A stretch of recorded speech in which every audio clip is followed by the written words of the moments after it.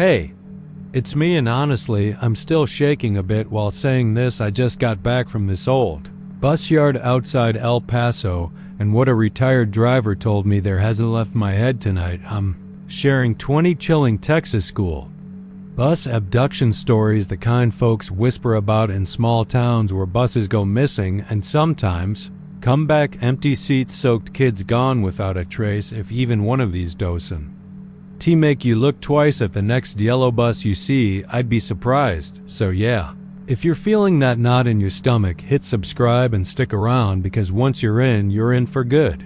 Now tell me in the comments where you're watching from and what time it is right now. Let's get into it. The fog rolled in thick that morning on Route 91, thicker than it had been in years, like cotton soaked in milk, hanging heavy in the air and swallowing every light. The kind of fog that feels wet on your skin, that clings to your eyelashes and muffles sound like a pillow over your ears. The kind of fog that makes the world feel smaller, like you're trapped inside a snow globe and someone just gave it a hard shake. Folks in Cross Hollow, Texas, were used to bad weather, to weird shifts in the sky, sudden hushes in the trees, but that morning, even the birds seemed to know something wasn't right. The bus was old, a 2004 Bluebird with faded yellow paint, and a rusted stop sign that didn't extend fully anymore. Bus number 31. Everyone in town recognized it. It ran the Eastern Farm Loop, picked up the kids from the dairy line, the apple orchards, the ones who lived too far from any streetlight to feel safe walking. The driver, Miss Carla Duval, had been on that route for 17 years. She was punctual, matter of fact, and never smiled unless your mama had baked her something. Everyone trusted Carla. She didn't talk much, but she kept her bus clean. The rules stricter than the classroom, and her eyes on the road like they were glued there. That morning, she left the depot at 6:10 a.m. sharp, like she always did. Then the bus disappeared, not slowly, not like it was seen turning off on a wrong road or going the wrong way. No one saw anything. It just vanished. At 6:34 a.m., it was supposed to pick up the Miller twins at the edge of their property, but they waited and waited, and no headlights ever cut through the mist. No diesel growl, no brake squeak, just silence and fog. At 6:50, a call came in to the school secretary, then to Carla's husband, then to the sheriff. 3 hours later, just before 10, the bus was found parked at the edge of a muddy ditch on the side of Route 91 near Dead Mule Hollow. No tire tracks leading to it. No sign it had come from anywhere. It was just there, parked neatly, facing the direction it had come from, as if it had turned around and driven itself back into town. But here's the part that no one could explain: that there was no one inside. Carla wasn't there. No kids, no bags, no jackets. Number. Signs of a struggle. But every seat, every single one, was soaked. Not with rain, not with water, but with something cold, thick, and damp. Like sweat. The kind that comes after panic. After something terrible. The windows were fogged from the inside, and on the emergency exit door at the back, someone or something had drawn a small handprint, about the size of a child's. But the sheriff said it looked smeared, almost like it had trembled while pressing against the glass. The police towed the bus to the lot behind the station. Carla's husband collapsed when they told him she wasn't inside. Search parties scoured the woods for days. They found nothing. Not even footprints. It was like the bus had opened up and swallowed everyone whole. Now that alone would be enough to rattle most towns, and it did. Church attendance doubled. Kids started refusing to ride any school bus, let alone number 31. But then the second thing happened. They put the bus under a tarp, locked it behind a chain-link fence, and let it sit. But every few nights, neighbors nearby started reporting lights flickering inside it. A soft, flickering yellow glow like the bus was on, like it was running. But no one ever heard the engine. And sometimes, if the wind was just right, folks swore they heard a single honk echo from the lot, low and sharp like a warning. The mechanic who'd serviced the bus every month since it was bought, Doug, a round, heavy man who smelled of diesel and peppermint, refused to touch it again. He said when he stepped onto it a few days after it came back, the driver's seat was still warm. And when he checked the rearview mirror, he saw the very back. Seat filled with children, not clear, not detailed. Just shadows sitting motionless, all looking up front. And when he turned around nothing. Doug quit that same afternoon, they tried to bury it, metaphorically. The school board stopped mentioning it. The sheriff gave up the investigation officially 6 months later. A new driver was hired. A new route created. But people don't forget something like that. The fog still comes down heavy sometimes, especially in October. And when it does, a few of the old-timers swear they see bus number 31 driving through it, no headlights, no driver, just the outline of it moving slowly, like it's still on its route. They say if you see it, you shouldn't look directly at it. Don't wave, don't follow it, just turn away. Because some say Carla is still in there, still driving, still trapped in whatever place the fog took her that morning. And the kids? Maybe they're with her, maybe not. But the seats sweat the cold dampness of it. It's as if the bus keeps remembering, like it keeps reliving those final moments, over and over again, and you don't want it to notice you watching. Not if you ever plan on getting home. The bus route was known as County Line 42, a quiet, unpaved stretch that meandered through cotton fields and low mesquite scrub west of El Paso. It picked up a dozen or so kids from scattered farms and trailer lots, ran them into town for school, and then dropped them off again before the desert sun dipped behind the Franklin Mountains. The last stop on that route, the very end of it, was a sagging cattle fence with barbed wire twisted like old veins and a no trespassing sign riddled with bullet holes. The bus always stopped there and reversed back toward the Tiva highway. There was nothing beyond the fence except hard scrubland, government-owned desert, and after about 30 miles, the U.S.-Mexico border. But on that winter morning, the bus didn't stop. The day started out like any other, gray and cold, with a wind coming off the Chihuahuan Plateau that cut through denim and fleece like knives. 8 kids were picked up before the bend near Alvarez Pond, where the ground turned dusty white with salt and dead cattails shivered in the wind. The 9th kid, 12-year-old Isaac Romero, was the last to be picked up. He always sat near the back, earbuds in, his breath fogging up the window as he watched the same barren land roll past, mile after mile. He liked being alone at the back. It gave him space to think, to draw little monsters in his sketchbook, and to avoid the older boys who sometimes snapped his pencils when no one was looking. At 7:06 a.m. The bus passed the rusted fence at the end of County Line 42. No one thought anything of it at first. The driver, Mr. Callahan, was a quiet man in his 50s with a shaggy mustache and yellowed glasses. He followed his route to the minute and never spoke unless someone caused trouble. But on that morning, he didn't make the usual 3-point turn at the fence. He kept driving. The road past the fence was overgrown, mostly used by coyotes and the occasional off-road junkie. There was no reason to go that way. No school, no houses, no gas stations. Just sun-bleached dirt and the emptiness of West Texas. By 7:28 a.m., when the bus still hadn't arrived at school, the secretary at El Paso Middle radioed the driver. No response. She called the sheriff's office. Deputy Harlan Baines, a man with a beer gut and a busted nose from an old bar fight, was dispatched to check the route. He didn't find the bus. He found tire tracks that led up to the fence and then continued past it.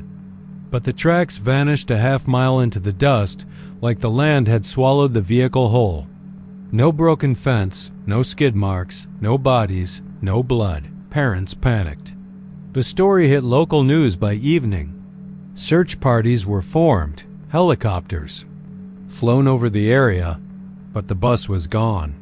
So were the kids. So was Callahan.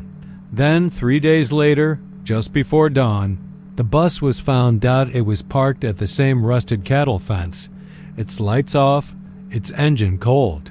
No footprints around it. No one saw it arrive. When the sheriff's deputies opened the doors, they found the seats soaked in something damp cold to the touch, yet evaporating quickly under the rising sun. The substance didn't smell like anything. It wasn't blood. It wasn't water. It was almost like ... sweat.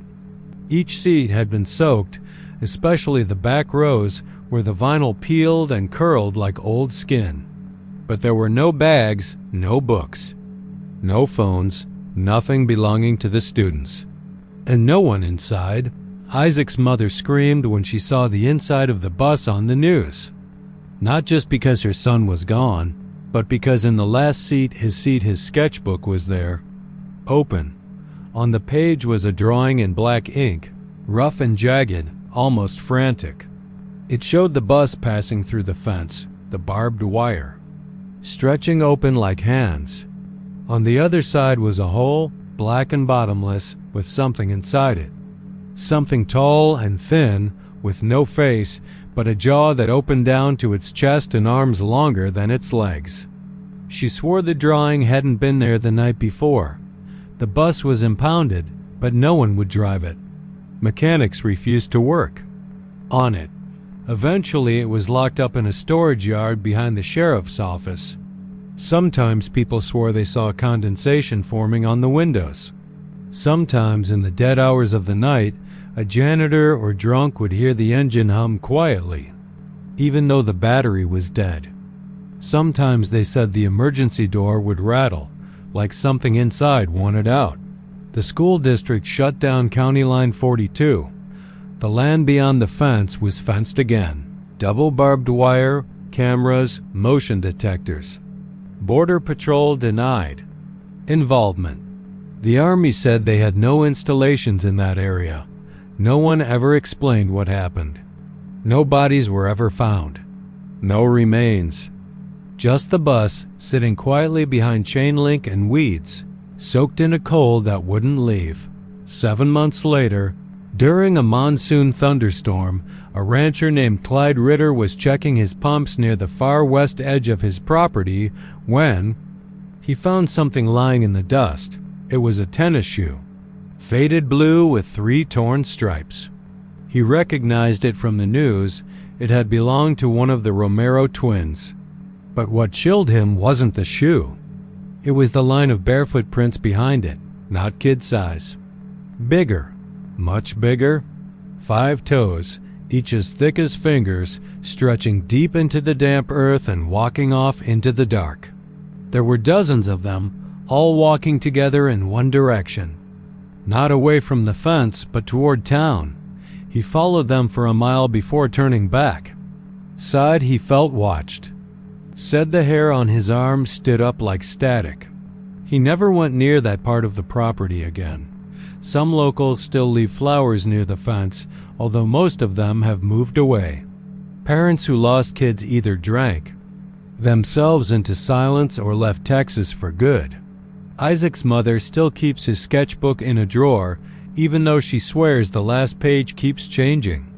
Last time she opened it, the drawing showed all 9 kids standing in a row holding hands, but their faces weren't drawn. Only empty ovals, each mouth open in a scream that stretched wide and kept stretching. Almost to the bottom of the page. The wind still howls out there sometimes. The kind of howl that carries voices that shouldn't be alive.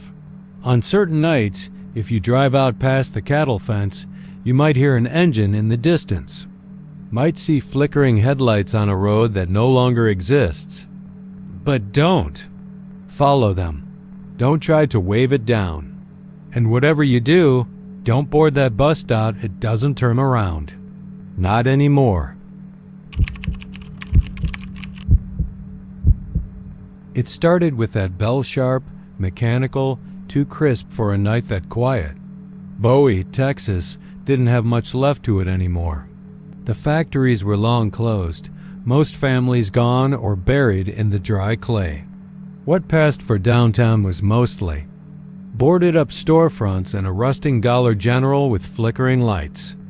But the old schoolhouse, Bowie Elementary, was still standing out on the west side, past the last gas station and a trailer park full of folks too, stubborn or too broke to move.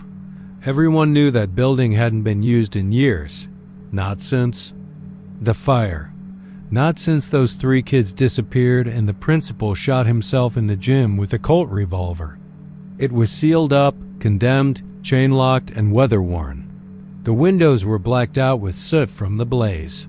The gym's roof had caved in 2 winters back. But around 12:07 a.m. that Friday night, the bell over the school's front doors began ringing like it was calling kids back from recess. I was in my truck, parked just up the road on FM 1125, where the gravel turns to cracked pavement. I'd pulled over because I saw movement, something white gliding through the brush near the school's edge. Could have been a dog, maybe a loose curtain. But then came the ringing, cold and exact. I thought it might be some prank. Kids, teenagers. But even the punks around here stayed away from that school. I stepped out of the cab and stood still. The air was thick. No wind. The sound of the bell echoed across the flat nothing of the land. Around me, I glanced toward the school and saw a yellow school bus rolling through the gravel lot. No headlights, no driver. It made one slow circle, tires crunching over the loose rock. Dust kicked up but didn't drift like it should have. It just hung there. The bus stopped in front of the building, facing the entrance like it was waiting for someone to board. Then the bell rang again and again. 8 times total. Each ring slower, heavier than the last. Something in me said not to go closer. But I did. My boots crunched the gravel, slow steps toward the chain-link fence that wrapped the school's boundary. The padlock had rusted through, and the gate hung open just enough to squeeze through. I stepped into the lot and noticed that the bus, still sitting there, had condensation on the windows, even though the night air was bone dry. I couldn't see inside. The doors were shut. I walked up beside it. Something about the paint looked off. Faded, sure, but not from sunlight.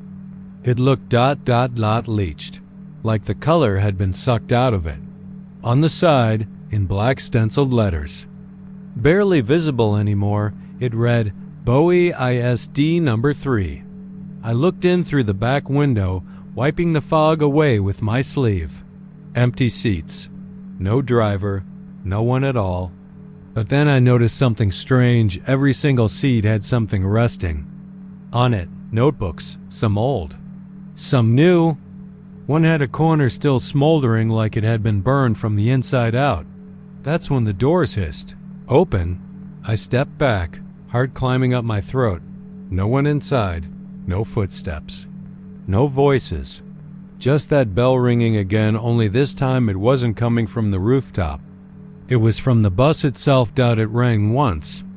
Then silence. I backed away, turned to leave. But as I looked toward the gate, the chain had been rethreaded. The padlock, brand new, bright chrome. Still swinging like someone had just locked it. That's when I heard the gravel crunch again. I turned back. The bus was gone. No taillights, no dust trail. Just vanished. And the front doors of the schoolhouse. They were open now. Wide. Like a yawning mouth. I don't remember walking toward them, but I found myself at the steps, hand on the iron railing. It was cold. Not just cold, it was biting. The kind of cold that hurts. I took a deep breath and stepped inside. Everything smelled of ash and mold. The hallway was lined with water-stained tile, and the ceiling panels sagged like they were about to drop. But the lockers, they looked untouched, painted bright red and still covered in peeling stickers, sports teams, old class presidents, drawings scratched into the paint. Then I heard footsteps, not behind me, above me, in the ceiling crawl space. Slow, dragging steps. I stood still, barely breathing. A voice whispered from the far end of the hallway. A child's voice, quiet and fez, almost melodic. "You're late." I looked toward the sound, but there was no one there. Just an open classroom door, swinging slightly. I should have turned and run. I should have climbed the damn fence. But I stepped forward. I pushed open the door. Inside, every desk was filled with fog. I don't mean covered, I mean filled. Like the fog was pouring from inside each chair, curling up and spilling over. In the center of the room, the teacher's desk had an old reel-to-reel tape recorder spinning slowly with no tape. The blackboard read, "Welcome back, class." That's when all the chairs turned toward me. I don't mean moved slightly. I mean, they all turned with that slow screeching drag of metal legs on linoleum. Every desk faced me. Then the tape machine clicked. A voice crackled out of it. A voice I hadn't heard since 1997. It was Principal Mathers. Attendance ... must ... be complete. I took one step back and something cold brushed my neck. I spun. Nothing there, but the hall was no longer empty. Students ... dozens of them. Kids from every grade, all standing in rows, all staring. Some had no eyes. Some had mouths stitched shut.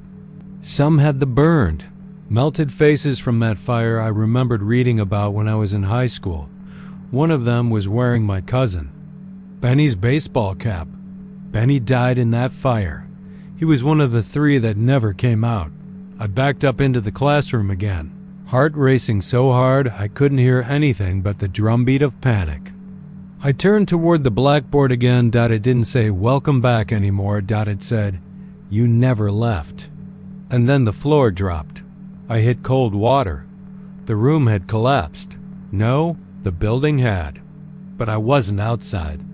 I was somewhere underneath a flooded basement, pipes hissing. And I heard wheels again, spinning slow over concrete. That bus. It was here, driving in circles down in the dark. A single headlight clicked on. The water was rising. The voice came again, echoing this. "Time from all directions. You missed the last stop." I screamed, tried to climb back up, but the walls were slick. The water rose to my chest. The light got closer. Something brushed my ankle. I felt hands, small ones, grabbing, pulling. I don't know how I got out. I woke up on the side of the road. Soaked, knees torn open, head bleeding. No one believed me. Sheriff said it was a head injury. Hallucination. Said the school had been leveled months ago. Nothing there now but a slab of concrete and some caution tape. But I went back the next night. There was no slab. There was no school. Just an old, rusted bus half buried in the dirt. Its door opened when I walked by. And I swear to God, I heard that bell ring. Once, just once. But loud enough to rattle your teeth. It happened in Vega, Texas, the kind of town that doesn't make the news unless a tornado sweeps through or someone catches a bobcat in their chicken coop. The place smelled like cattle and cut grass in the summer and like dust and diesel the rest of the year.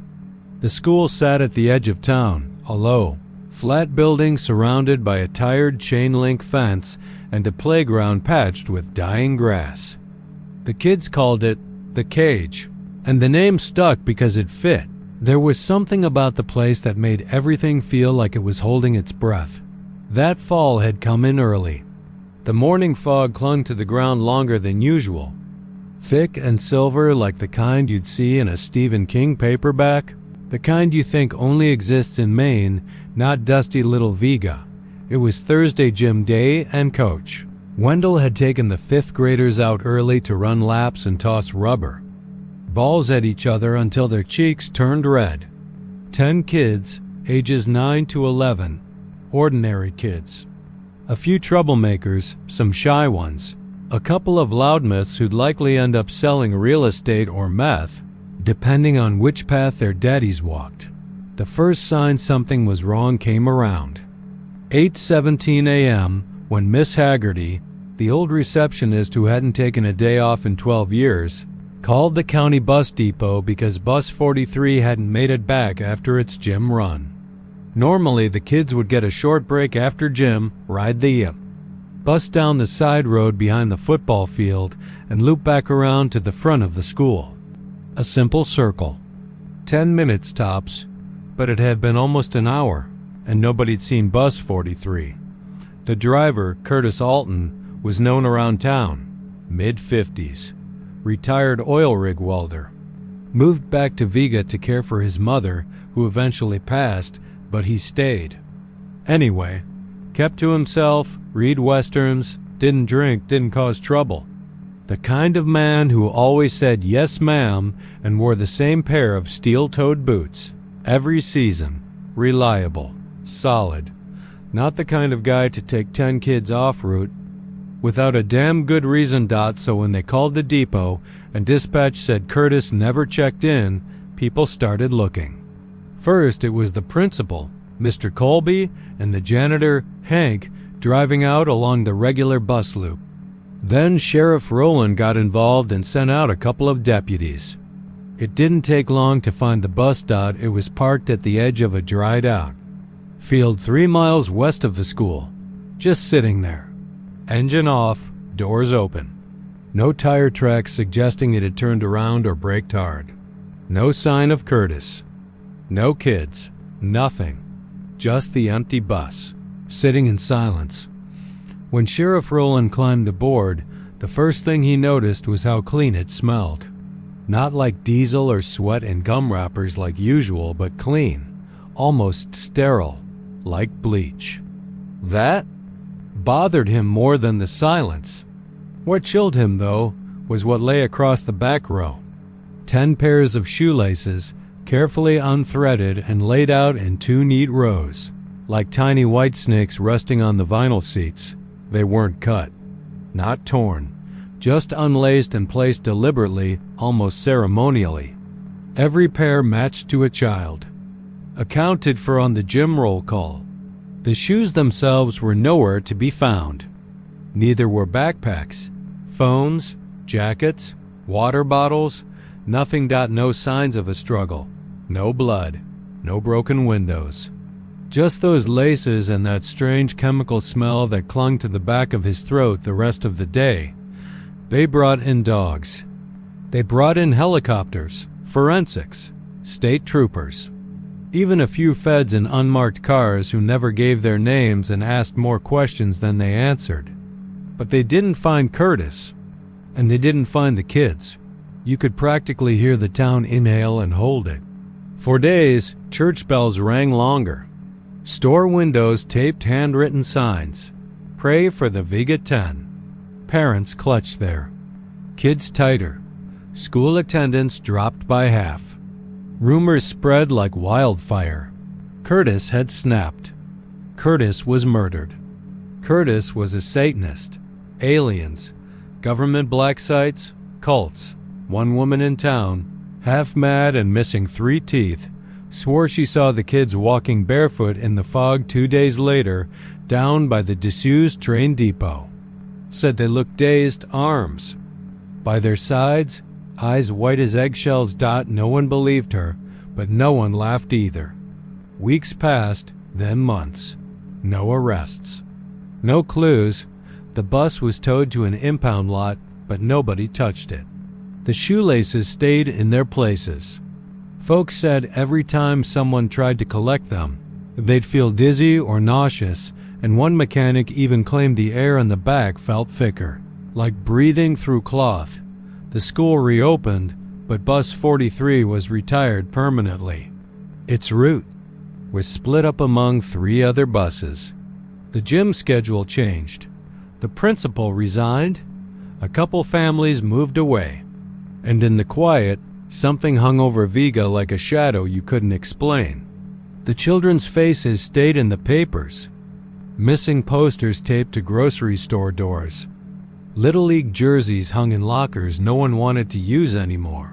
One night, nearly a year later, a drunk hunter named Dale Proctor crashed his pickup near the same field where the bus had been found. "Swerved to miss something," he said, a figure. Standing in the road, barefoot and soaked to the knees like she'd been walking through water. She stared at him, he claimed, through the windshield without blinking. Said her mouth didn't move, but he heard her voice in his head anyway. Over and over, "Don't untie the laces. Don't untie the laces." Dale doesn't drink anymore. He moved out of Vega 3 months later. Won't talk about it. But folks say he started mailing old Jim shoes pairs without laces to the sheriff's office every Sunday like clockwork. They stack up in the evidence room now, a pile of mute reminders that something left its mark here, and that the kids, if they're anywhere, aren't wearing shoes. Some nights the fog still rolls in thicker than it should. The local dogs whine and hide under porches. The streetlights flicker near the edge of town, especially by the old field. And sometimes, only sometimes, someone driving by swears they see something out there. A line of small, barefoot shapes. Standing in. A row dot waiting for the bus. It started just outside of Sabinal, a little town lost in the grainy folds of South Texas, where the mesquite trees lean sideways like they're tired of standing straight and the roads go flat and empty for miles. Dale Henley had taken the sub. Driving job after moving back in with his sister following his divorce. The Uvalde School District was short on drivers, and he had a clean record. That was all they cared about. They gave him the route, the keys, and not much else. No one mentioned Route 13. It was supposed to be easy. A short morning loop through the edge of town, out near a cluster of ranch-style houses on dry land, bordered by barbed wire and forgotten roads. A straight shot to the high school and middle school.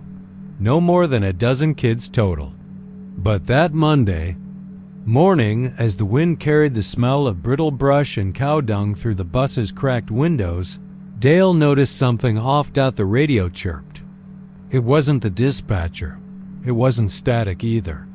At first, it sounded like one of the kids had turned on a walkie-talkie. Little bursts of whispering. He leaned toward the mic and clicked the button. "Dispatch, this is bus 13. I'm getting." Some chatter on the line. "Anyone else hearing this?"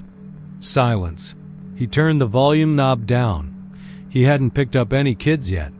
The bus was empty, the seats dusty from the long weekend. It was just him and the road. The voice came again, soft. "Young, Mr. Henley." Dale's fingers froze on the knob. He looked at the mic, then the rearview mirror. The seats were still empty, clean. Nothing but a few scuff marks and a wrapper. Curled into one of the corners by the heater vent. Another voice, this one higher-pitched, giggly. "Where are we going, Mr. Henley?" Dale slammed the brakes, hard. Enough that the seatbelt jerked his chest. Dust from the floor rose like smoke. He turned around. Empty. He took a breath, checked the clock. 6:39 a.m., maybe one of the old radios from another bus was bleeding over. Interference. These things weren't exactly cutting edge, but then the voice came again, sharper this time, like a child pressing her lips close to a telephone. "Don't. Leave us." Dale turned off the radio. He sat there for a minute in the middle of a gravel road, the engine idling. The morning sun was barely peeking over the horizon, staining the sky a dull orange that looked like dried blood. When he got to the first pickup point, 2 kids climbed aboard, laughing about something one of them saw on TikTok. Dale didn't say a word, just gave a nod, hands gripping the wheel too tightly. The boy Ty, He thought glanced at him a second longer than usual, like he could feel something was off. Dale didn't meet his eyes. Over the next 3 days, the voices returned. Not constant, not loud. Always around dawn, before the first pickup. Sometimes right after the last kid got off. Whispers, giggles, sometimes crying. And they knew things. On Wednesday, as he passed a broken windmill near the fence line, the voice of a boy hissed through the speaker. Your wife was with someone else. That's why she left. Dale's blood went cold. He'd never told anyone. Not even his sister. He hadn't dared to admit it out loud. But he'd known. Thursday morning, the radio clicked on by itself, even though he'd started unplugging it before every shift. A girl's voice came through, small and wet, like she was sobbing through a pillow. I don't want to go to the fence again. That was the first time he heard the word. Fence. By Friday, Dale wasn't sleeping. He was showing up an hour early and double-checking the seats, the mirrors, the windows. One of the maintenance guys asked him if he was okay. Dale gave him a nod and a weak smile. Said something about allergies. That afternoon, he dropped off the last of the kids and headed back toward the depot. The sun was sharp and low in the sky, throwing long shadows across the dashboard. As he neared the narrow stretch of road where cotton once grew, the radio clicked again. A boy's voice. Calm. Older. We used to ride this route too. Dale didn't respond. He kept driving. You're the first to hear us. He reached over, ripped the mic cord out of the base. But the voice didn't stop. Don't take the turn. Not again. Dale slowed down. The turn up ahead, the one with the leaning sign and the bullet holes, wasn't part of his route. But he knew it. He pulled over. The bus ticked in the heat. The air conditioner coughed and shut off. I'm not listening to this, he said to no one, but his hands wouldn't let go of the wheel. The sun had dipped below the trees when Dale made the turn. He didn't remember why. It was like watching himself from the back of his own skull. Like someone else had nudged his fingers. The gravel road was rough, grown in on both sides with tall grass. He kept going, headlights now the only light left. His mouth was dry. The steering wheel vibrated under his grip. Then he saw it. A rusted wire fence, sagging in the middle, with weather-worn wooden posts. Behind it, nothing but open scrubland and a line of trees that seemed too dark for sunset. The road ended right. At the fence, the bus stalled. The lights flickered, and from the back of the bus, he heard it. Footsteps. Not just one set. Dozens. Slow, dragging. He turned, heart hammering so loud he couldn't hear his own breath. The aisle was full. Shapes. Children. Some standing, some sitting, all staring. Clothes faded. Skin pale. Dirt on cheeks, scratches on arms. One girl, in the second to last row, lifted her hand and pointed toward the radio. It's almost time. The bus door creaked open. No one had touched it. Wind gusted in, dry and cold. It carried the smell of dirt. And something else. Something sweet, like rotting fruit. Dale tried to stand but couldn't. His legs had gone numb. The boy in the front row, maybe 9 years old, leaned forward. You brought us back. Just like before. Dale shook his head, muttering, No. I didn't. I don't know what this is. The boy smiled. You're the last driver. Now it's your turn. The headlights went dark. In the distance. Coyotes howled, and Dale Henley was never seen again. They found the bus 3 days later, engine dead, parked perfectly in front of that old fence. The inside was empty, clean. Not a fingerprint or footprint to be found. Only the radio, hissing with faint static, and the faint echo of a girl's voice. Mr. Henley, can we go now? It was a Tuesday morning when the sheriff's office got the call. A jogger, just past 6:30, had spotted a yellow school bus sitting crooked on the sand near Magnolia Beach, the Gulf wind coming in hard from the water and flapping the emergency door like a broken jaw. No one saw it arrive. There were no tire tracks in the sand, not even the shallow press of a footprint leading up to or away from it. The bus just sat there like it had dropped out of the sky and forgotten where it was. Supposed to go, Sheriff Clay Runnels drove out in his old Ford Bronco, spitting tobacco into a styrofoam cup and muttering about pranksters. When he got there, the jogger, some retiree named Glenn that lived up on Alcoa Drive, was already pacing the edge of the dunes, arms crossed like he was trying to keep something inside. Runnels didn't blame him. The thing was just off. The bus looked like any old district vehicle, only older than most, still in rotation. Faded number stenciled on the back, 173. The body was streaked with rust and brine, like it had been pulled from the water, but there were no signs of water damage inside. If it had been submerged, the floor would have been wet, sandy, warped. It was bone dry, and then there were the windows. Every single one had been painted over from the inside in thick, uneven strokes of jet black paint. Sloppy, frantic strokes. Some still had streaks of wetness trailing down the glass, like someone had finished the job just minutes before the bus was found. Runnels opened the emergency door, flashlight in one hand, and ducked inside. The smell hit him first, a thick chemical reek, like turpentine mixed with sweat and something sickly sweet. Something dead. The seats were all intact. Old brown vinyl, cracked in places.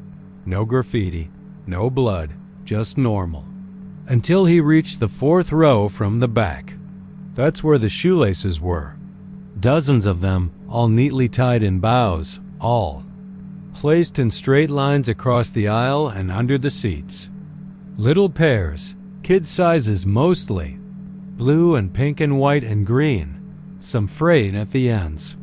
Some looking almost new. No shoes, no bags, no sign of anyone ever being there at all. He stepped back out, not saying a word, and called it in. Didn't take long to catch wind. By noon, the beach was taped off and Port Lavaca was buzzing. The bus had no registration with the Calhoun ISD.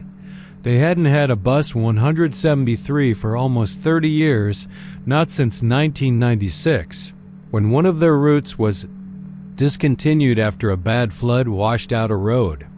Runnels looked up the records and found a thin file. Route 9. Served the outskirts, the old rural patches by Point Comfort and the shrimp docks. That's when the first real chill crawled under his skin, because the route number matched the one etched in faded Sharpie inside the door. Route 9. Do not exit once entered.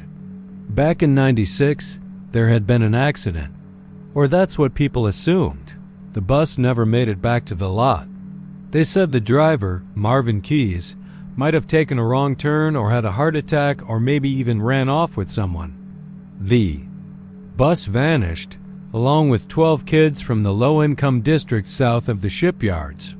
The parents screamed bloody murder, but they didn't have much weight to throw around. The district called it a tragedy, an open case, but everyone forgot after a few years. Until now. Runnels got the old photos out of evidence and drove back to the beach, heart thudding. The bus 173, it was the same damn vehicle.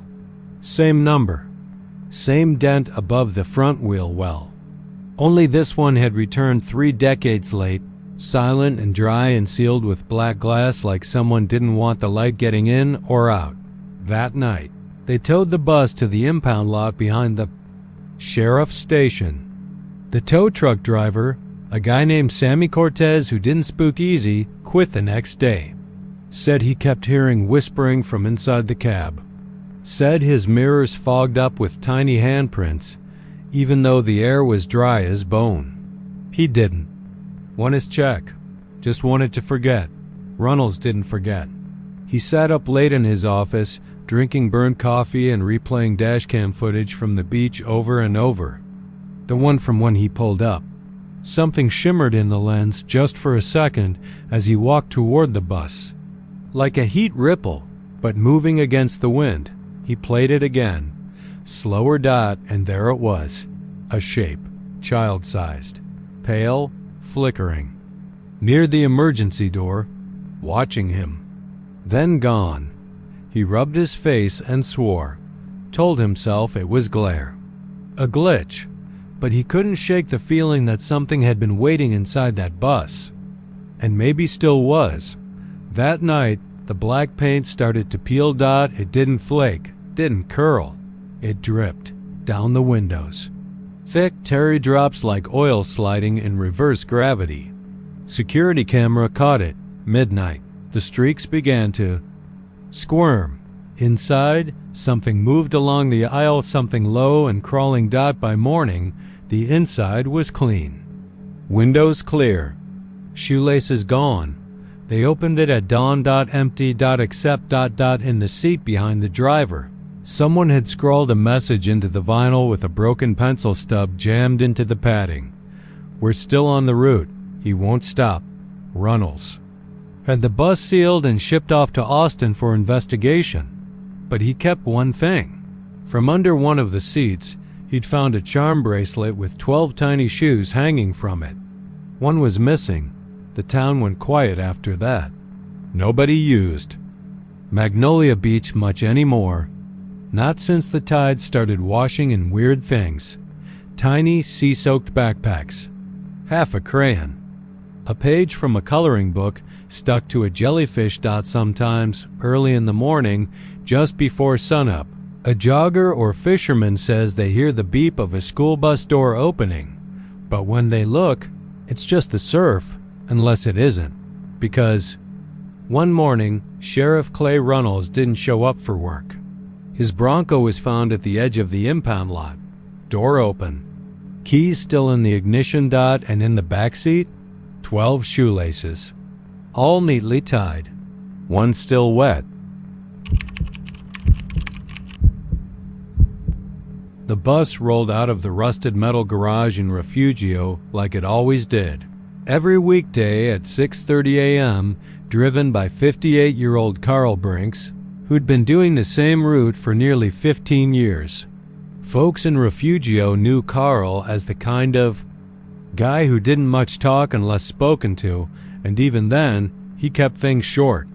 Lived alone in a small trailer off Highway 77, grew tomatoes in mismatched buckets, and had a limp from a roofing accident back in '97.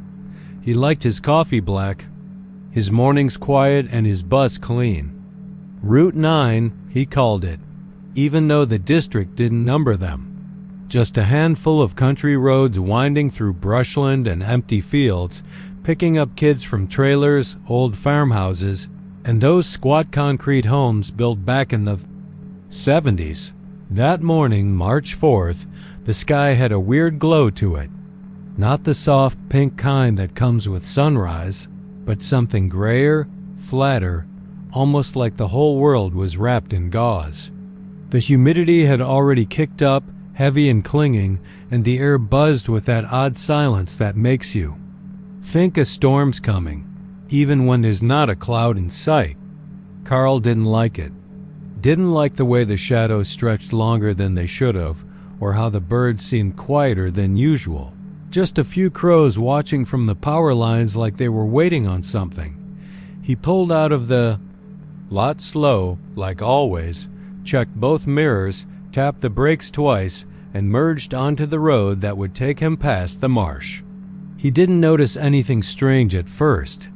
The ride felt the same, steering a little tight like usual, the windows fogging a bit, the hiss of the engine steady. It wasn't until he looked in the rearview mirror at the first stop, where the Holloway twins always waited under a bent mesquite tree, that he felt it. Like the road behind him was wrong somehow. The twins weren't there. Not odd by itself, they missed school sometimes. But what caught Carl's attention was the way the dirt shoulder looked behind the bus. No tire marks. No rubber streaks, no crushed gravel.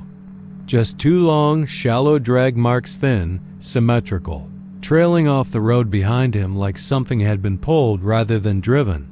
He blinked, rubbed his eyes, and checked again. Still there. 2 long, thin grooves in the dirt, like lines, scratched by the claws of something that didn't belong. He shifted in his seat, muttered, "Damn kids with four-wheelers," under his breath, and kept driving. Second stop, Miller Farm. Old place with a leaning silo and a rusted gate that never closed. Carl stopped. No one came out. That was weirder. Little Kelly Miller never missed a day, not in 3 years. Carl honked once, waited. Nothing. He glanced back again, and there they were, those drag marks, starting from the front of the bus now, looping around like something had circled him while he was parked. A chill ran up Carl's spine. He cranked the gear into drive and pressed harder on the gas this time. The road stretched ahead, but it didn't feel right. The trees lining it were too still. The wind, usually a whisper through the grass, had gone dead. He passed a ditch, and the water in it looked thick, like oil, unmoving. He looked down at the speedometer, 40 miles an hour, but it felt like crawling. Third stop, nobody. Fourth, nobody. By now, Carl's hands were slick on the wheel. He reached for the radio to call dispatch, but found nothing but static. He tried again. Static. No voices, no crackle of a line connecting, just a low, vibrating hum that seemed to tremble right through the floor. He glanced up, and for a moment, in the side mirror, he saw movement. Not on the road inside the bus. Just a blur, a shift of something in the third row. He turned his head, fast, empty. All seats empty, just like they'd been since he left. Still, he swore he heard a whisper. Carl stopped the bus on a narrow shoulder near a cotton field. Stepped out. The ground beneath his boots felt wrong. Not soft, not firm, just empty, like he was standing on stretched skin. He walked around the back and his gut turned. No tire marks. Not just there, nowhere. Not on the pavement, not in the gravel, not in the patches of dirt. Just those drag marks. Long, shallow, paired grooves like twin scars leading all the way back toward the garage. And they didn't follow the road. They cut through fences, across ditches, over rocks, straight lines, no swerving, no deviation.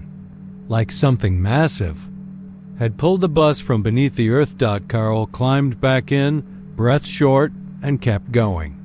He didn't stop again. Just passed by each pickup, each mailbox, each corner where he should have seen sleepy kids with backpacks, waving parents, a dog chasing the wheels. Nothing. And then he saw her, middle of the road, standing still in a faded blue dress, maybe 12 years old. Pale skin, barefoot, eyes too wide. He slammed the brakes, heart thudding, and the bus shuddered to a stop. But she didn't flinch. He opened the doors slowly, not sure why. Maybe just to ask what the hell she was doing there. "You're late," she said. Carl stared. "I've been waiting," she whispered. Her voice didn't match the wind. Didn't match anything. Carl opened his mouth to speak, but before he could say a word, she stepped onto the bus.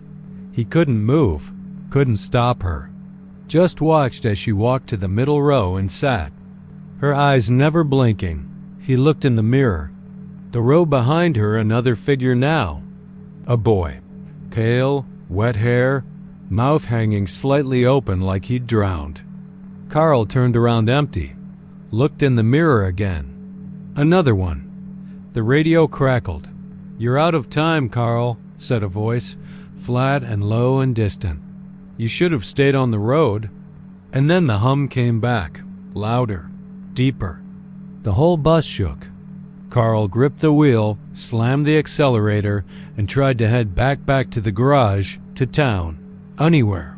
But the road was gone. Not literally, no, worse. It stretched ahead, yes, but the scenery had changed. The trees twisted, their bark like wrinkled faces. The sky overhead had gone gray-black, with veins of red lightning flickering through clouds that didn't move. The fields were gone, replaced with a barren wasteland of ash and broken fences that led nowhere. The drag marks were still behind him. He drove for hours. Or minutes. Time didn't feel right anymore. The road never ended. The sun never rose. And the passengers multiplied. Each glance in the mirror revealed more of them silent, unmoving, watching him. Some familiar, some not. All dead dot when they found the bus 3 days later. It was parked on the edge of the marsh, engine off, door wide open. No Carl, no kids. The inside reeked of mold and something metallic, and all the windows were fogged from the inside with tiny handprints. The strangest thing? No tire marks led to the bus. Just 2 long drag marks, and they went straight into the water. They started noticing him in the spring, just as the Texas wildflowers began popping out along the ditch banks off Route 12, all color and perfume rising from the cracked soil.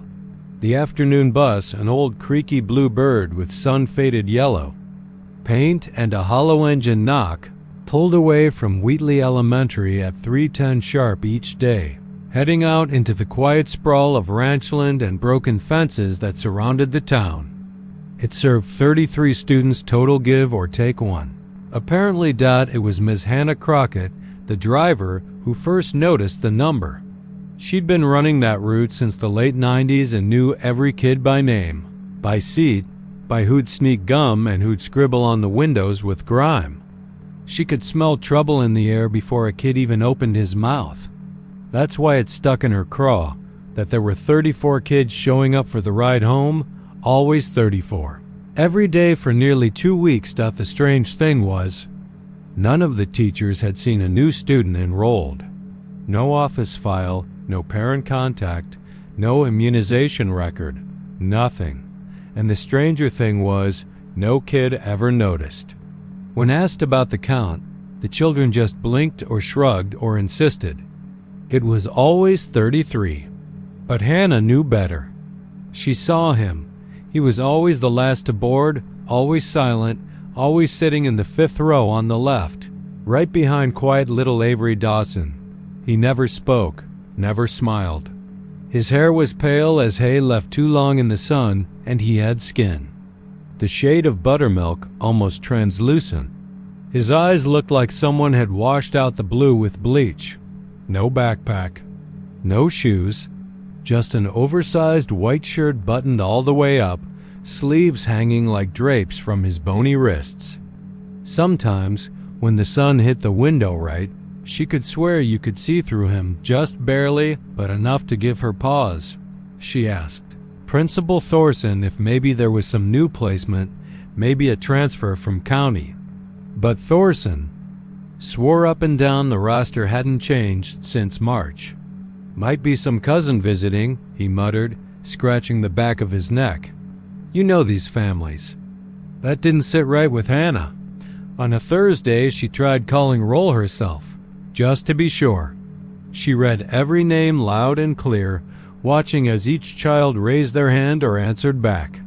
When she reached the end, every name had responded. She didn't even say his name because she didn't know it, and still he sat there, hands folded neatly on his lap, staring out the window like he didn't have a care in the world.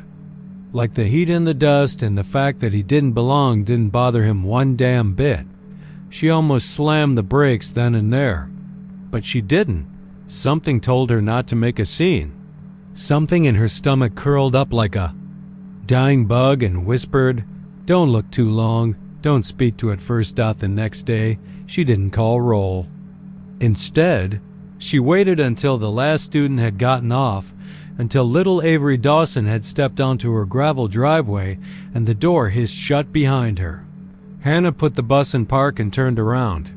Row 5 was empty, so she drove on, told herself maybe the sun was getting to her. Maybe she was slipping. Maybe she was just tired. But on Friday, it happened again. 34 kids.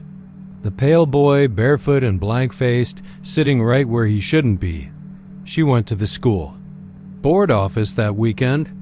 Drove the 20 miles to Hollow Creek, where the records were kept in long beige filing cabinets in a room that still smelled like carbon paper and mildew. The clerk, a slow-talking man named Jerry, helped her dig. No new enrollment, no transfers, no recent deaths in any of the students' families either, which had been her next guess. She was chasing a ghost with no grave. That night she couldn't sleep. She kept thinking about his feet. Dirty, cracked, streaked with red clay from the shoulders along Route 12, like he'd been walking a long, long time. Like he'd been waiting for that bus for years. Come Monday, she brought a camera. Not her phone. Something about that didn't feel right. She dug up an old Kodak digital from her junk drawer, loaded in some batteries, and tucked it into her purse. That afternoon, when the final bell rang and the kids piled onto the bus in their usual chaos of giggles and backpacks and lunch pails, she waited, row by row filled. Then came the fifth. There he was. She lifted the camera slow, not wanting to startle him. Framed the shot. Clicked out the shutter, made a sound like a door being shut in an empty house. The boy didn't move. She clicked again. That night she plugged the camera into her laptop. Every photo came up fine except the ones of row 5. Those were black. Not blurry. Not corrupted. Just pure black rectangles, like the light had disappeared from the lens. The next day, she didn't drive the route.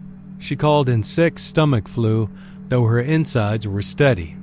The substitute driver, a kid barely out of college named Felix, took over. She gave him no warning.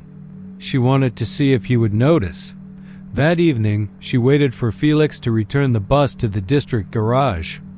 He climbed down with a soda in hand and a grin on his face.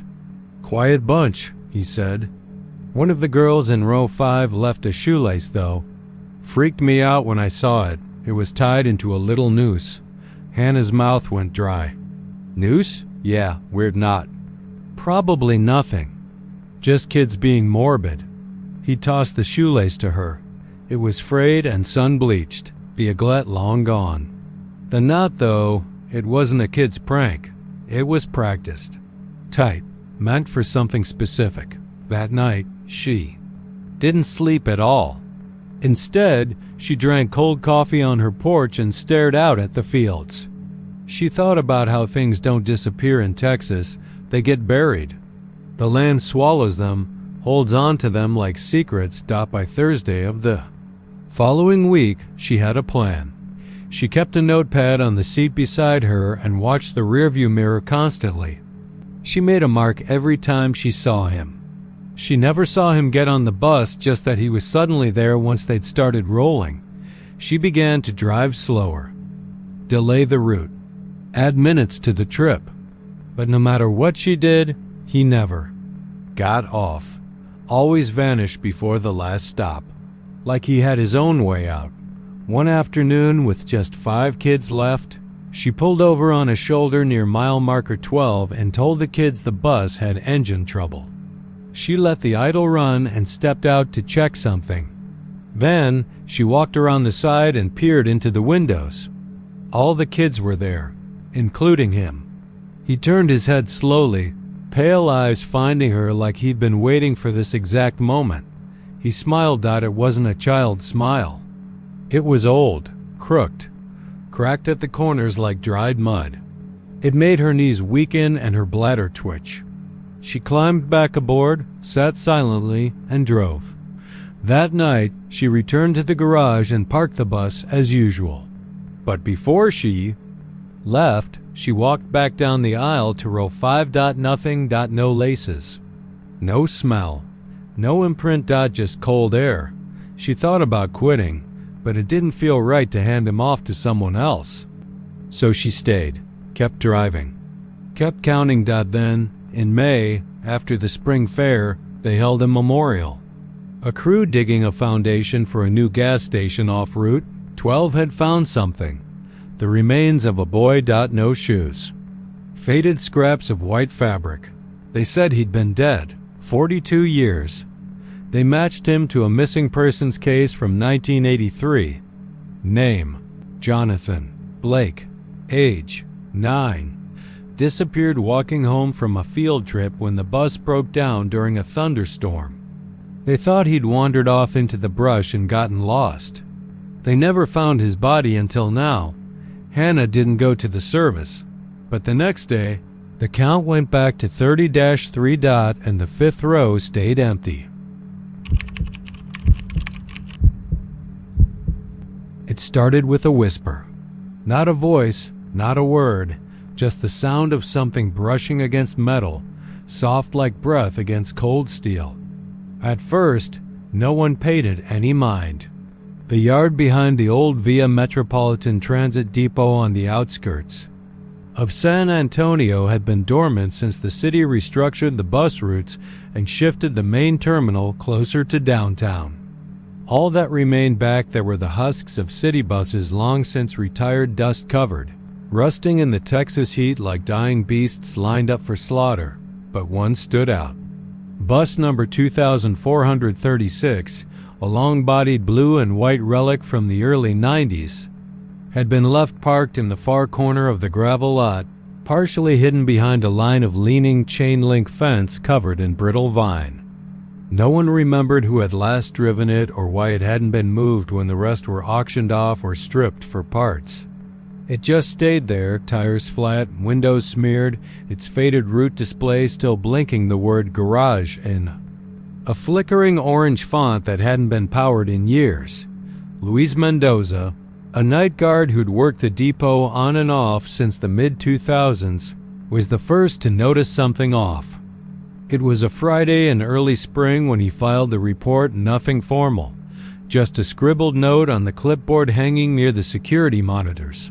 Bus 2436 moved, rocking, wind calm, check footage. The footage was grainy, black and white, like something out of a cheap haunted house attraction. At 7:58 p.m., the yard was still.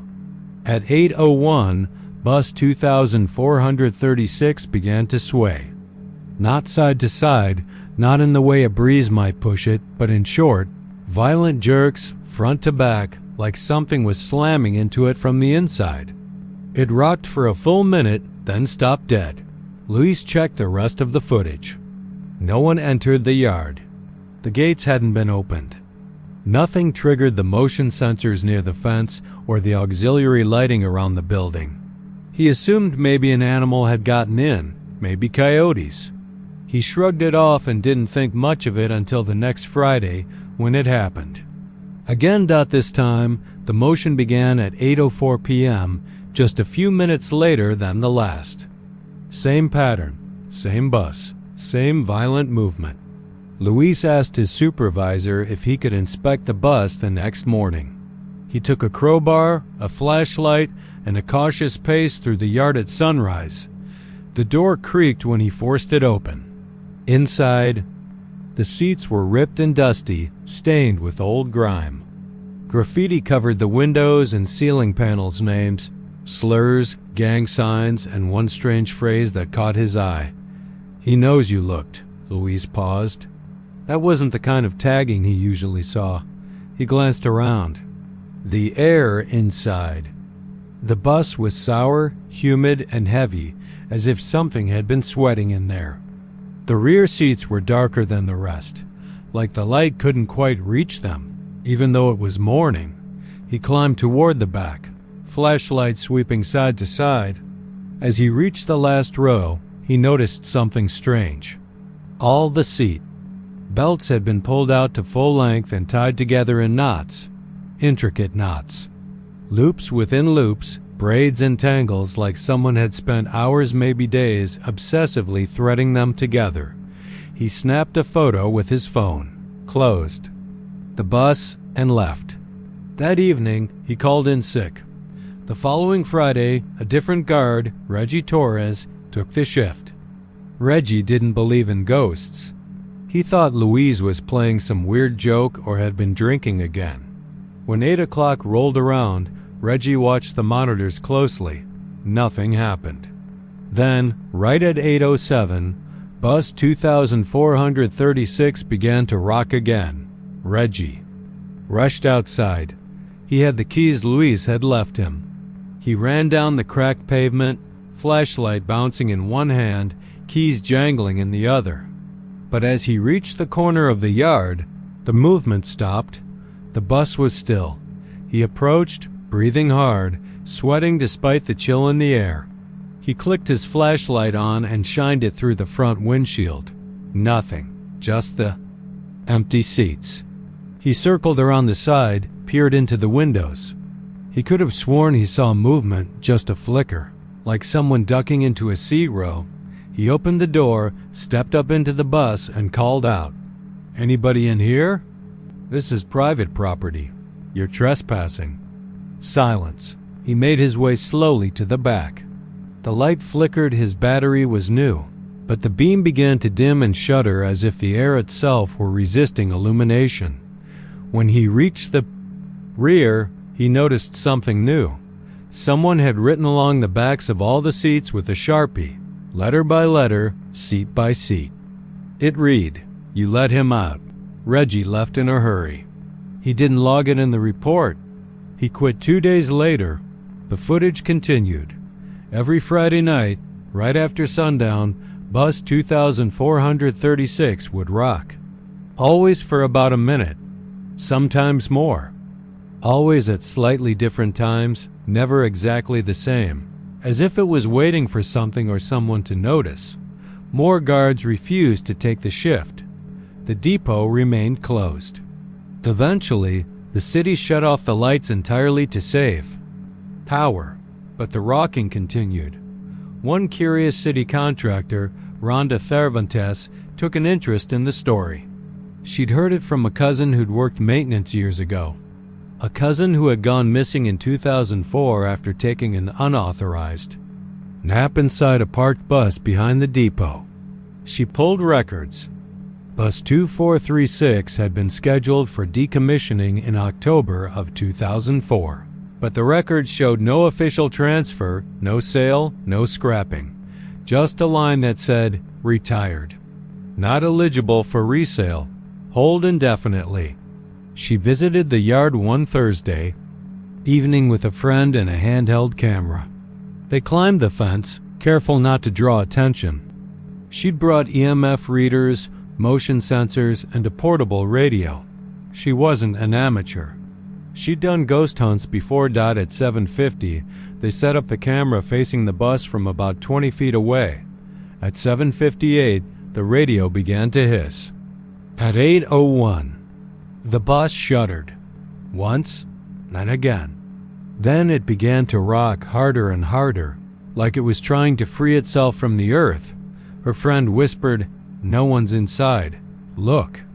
And he was right. The windows were empty. The doors were shut. But the bus pitched violently, metal squealing against gravel, its interior lights blinking on and off, though the power had been cut. Then the camera cut out. The next day, Rhonda uploaded what little footage she could recover. Most of it was static. But one frame, frozen and glitched, showed something inside the bus. A face, low in the back row, wide mouth, hollow eyes, and the teeth rows of them. She tried to return the next week. She never made it past the gate. The city had locked down the depot. No explanation. No press release. Luis died in his sleep that year. Massive stroke, they said. But when his sister cleaned out his trailer, she found dozens of drawings, black marker on legal pads. All of them showed a bus, and all of them had that same face in the back window. They towed bus 2436 away in the middle of the night 2 months later. No one knows where it went. But every Friday at 8 o'clock, in the corner of the old depot yard, the gravel still shifts. The wind goes still. And sometimes, if you stand close to the fence, you'll hear the faint sound of seatbelts being pulled tight, and the whisper of breath against cold steel. The first time I saw the yellow one near Tyler, it was the summer I lost my uncle. I was 16 and staying out at my cousin Jonah's place just outside noonday. We'd go walking near the old pecan orchards in the evenings when the heat let up and the crickets came alive, and that's when we saw it just once that summer. But it stuck in our bones like a splinter you can't dig out. It came rolling around the bend near Hackberry Creek, past where the asphalt started to buckle, and weeds clawed through the cracks. A classic yellow school bus, but old. Older than any I'd seen, even rusting behind the Tyler Depot. The paint had that faded, sun-blasted look like chalk on dry skin. It didn't rattle or groan. It didn't make a sound at all, not even tire. Noise. Just drifted past us with its windows blacked out like it had no inside, no engine, no driver. I remember Jonah squinting at it. "Can't see the plate?" he muttered. "You see a plate?" I didn't. Just a steel gray square where one should have been smooth like it had been filed clean. We watched it disappear behind the trees, and neither of us said a word on the walk back. But after that, we started hearing the stories from folks who'd seen it too. Only at dusk, always alone, and never ever stopping. They said it had no route, no schedule. People'd spot it on County Road 146 one night and off Loop 323 the next. Always going slow, like it was looking for something. Some said it was a bus from a shut-down reform school out in Smith County that caught fire back in the 60s. Killed half the kids on board. Others claimed it was a government transport that vanished in '85, full of kids taken from bad homes, and never heard from again. That one old-timer at the Shell station near Chandler swore up and down that if you stared too long at the windows, you'd see faces behind the glass pressing, straining, mouthing things that didn't match the way their eyes screamed. But that's just stories, right? Except it came back. Almost 10 years later, I was back in Tyler, teaching shop at the high school and staying in a little duplex off Old Noonday Road. I hadn't thought about the ghost bus in years. Maybe only remembered it in pieces when I'd drive past the orchard or see an old bluebird out back of the school lot. But one night in October, just before the time change, when sunset hit sudden and early, I saw it again. I was driving home from a late run to the hardware store, still in my coveralls, with the back of the truck bed rattling from loose PVC. I just crossed under the overpass near the radio tower when my headlights flickered. Not died, just dipped low like the air got thick. And then there it was, creeping out of the dark like it was made from it. Same yellow skin gone pale and flaky, same windows that seemed to drink in the light without giving anything back. No exhaust, no noise. I pulled over without realizing I had. Just watched. It passed slow enough I should have seen the driver. But there was no one. Not even a wheel turning. It floated straight through the intersection and into the brush path that used to lead to the old peach farm. Except that farm had burned down 4 years ago and nothing but barbed wire and ash was left. Still, the thing kept going, like the road remembered itself just for that bus. I tried to tell people, friends, a few teachers I trusted, but they just gave me that tired smile you give someone who's worked too many late nights. Jonah believed me, though. I called him the same night. He didn't even hesitate. "It's back," he said. I figured it would be sooner or later. That was the start of it. We made it our business, if you want to call it that. Jonah started mapping out sightings. We'd talk to folks at diners, look through the county logs for reports of an unregistered vehicle, and we even found a forum online with a thread called Yellow 13, full of people across East Texas claiming they'd seen the same damn bus. One man from Palestine posted that it followed his wife's car for 3 miles but vanished at a dead end. Another said it sat parked in front of his house for 6 hours one night, and the moment he went outside to snap a picture, it was gone. But the worst came from a woman in Arp. Her son had vanished walking home from school. Cops chalked it up to a runaway, but she swore up and down that the last thing he texted her was a picture of an old yellow bus sitting at the far end of his block. No markings. No driver. The phone was found in a ditch 3 towns over. Cracked. Dead battery. No prints. We started trying to track it down, staking out old back roads at dusk. We'd bring coffee, cameras, even motion sensors. For weeks, nothing. Then one night, we got lucky, or maybe not. It was just past 7 when the sky turned blood orange over the tree line. We were parked off County Road 2127, near an abandoned granary that hadn't seen use since the Carter administration. I remember Jonah had just taken a sip of coffee when he froze. Headlights, he whispered. We watched as they came up slow. Behind the brush, just 2 dim yellows, not even flaring, more like fireflies drifting side by side. Then the bus came out into the open, same as always. That sick, rotting yellow. Windows darker than oil. No plate. But this time, it stopped, dead. In the middle of the road, lights still glowing. And then the door creaked open. We sat frozen. The inside was pitch black, but something moved. A shape or many shapes, like kids maybe, small twitching shadows. I couldn't tell how many. They just stood there, just inside the door, and I swear I heard whispering. Not words, just sounds. Like pleading. Then one stepped out. It was a girl. Maybe 9, maybe 10. Wearing a stained school uniform that didn't fit quite right. Her feet were bare, her eyes hollow. She looked around like she was confused to be here at all. Then she turned and looked straight at us. I couldn't breathe. I couldn't even move. Jonah reached for the door handle, and I grabbed his arm. "Don't," I said, barely a breath. The girl tilted her head, took 1 step forward, then another. And then she screamed. Not a loud scream, not one you could hear with your ears. It was like the world itself groaned, trees bowing, power lines trembling, air bending in on itself. Jonah's nose started bleeding. I tasted metal in my throat. The cameras we had? Dead. Everyone. The battery packs melted in place. We blacked out. I woke up face down in the dirt. The truck doors were open. Jonah was on his knees, sobbing like something had crawled into his chest and died. The bus was gone. We don't talk about that night much. He moved away a few months later. I stayed, kept to myself. But sometimes, if I'm out past dark near the edge of town, I still see it, always far off, never close. But I know it's watching, and I know it remembers us. They say it never stops, but they're wrong. It stops when it chooses.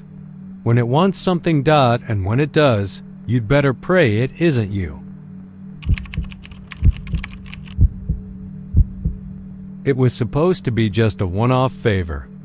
Mrs. Langley had fallen sick, and the district needed a substitute for the late bus route from Henderson Middle out toward the outskirts. Scattered ranch homes, dirt lanes, and old oil pads that hadn't pumped in years. Mr. James Carson, a quiet man in his 50s with a teaching license and a bit of driving experience, had always kept to himself since moving into a small rental on the edge of Tyler. Folks said he was polite but private, and that he used to teach literature up in Arkansas before coming down here. No one asked why he left. No one really cared. That Thursday, James showed up just before 5:30 p.m. in a beige sweater, khakis, and polished shoes too formal for the job but fitting for a man who still corrected grammar when kids yelled from the back of the bus. The dispatcher handed him the keys to bus 72, which had been parked for nearly 3 weeks after a cracked axle was repaired. "Still creaks a little in turns," she warned, "and the cameras sometimes glitch out, but it gets the job done." James nodded, took the clipboard, and walked out into the pale, humid dusk that draped over the district lot like a damp rag. The sun had already begun to sink behind the tree line, and swarms of gnats danced in lazy clouds above the rearview mirrors. Bus 72 loomed at the far end of the yard, a hulking, dull yellow relic with rust spots like bloodstains across the roof. Seen. Its emergency exit door hung just a little crooked. Not enough to raise flags, but enough to notice if you looked close. He climbed aboard and started the engine. It coughed, then turned over. The interior lights flickered once before holding. Steady. Rows of green vinyl seats stretched out ahead, all empty, all too quiet. A faint scent of mildew clung to the floorboards. James adjusted the mirrors, checked the camera screen static on half the feeds, and rolled out, following the dotted map across the clipboard. The route was simple. 12 students, all from the rural fringe east of town. No highways, just winding back roads where barbed wire fences leaned inward like tired old men and tall grass swept the edges of the pavement. He picked them up one by one. They were mostly quiet kids, some too young to sit still, others already glued to phones. He didn't mind. They came and went with the discipline of a worn routine. The last 4 students got off at a broken road near Red River Farms, where the only light came from a bug-splattered flood lamp hanging from a pole near an abandoned grain mill. After that, the road narrowed. Only one stop left out. It was for a boy named Curtis Doyle, 7th grader. Farm kid. Lived off Wishing Hollow Road, a curved dirt track so narrow it didn't show up properly on the district GPS. The dispatcher had scribbled the directions in pen. Past Dead Oak with Buzzard Nest. Right fork. Follow until the creek crossing. Drop at mailbox with 3 red handprints. James squinted as the bus bumped and jostled along the ruts.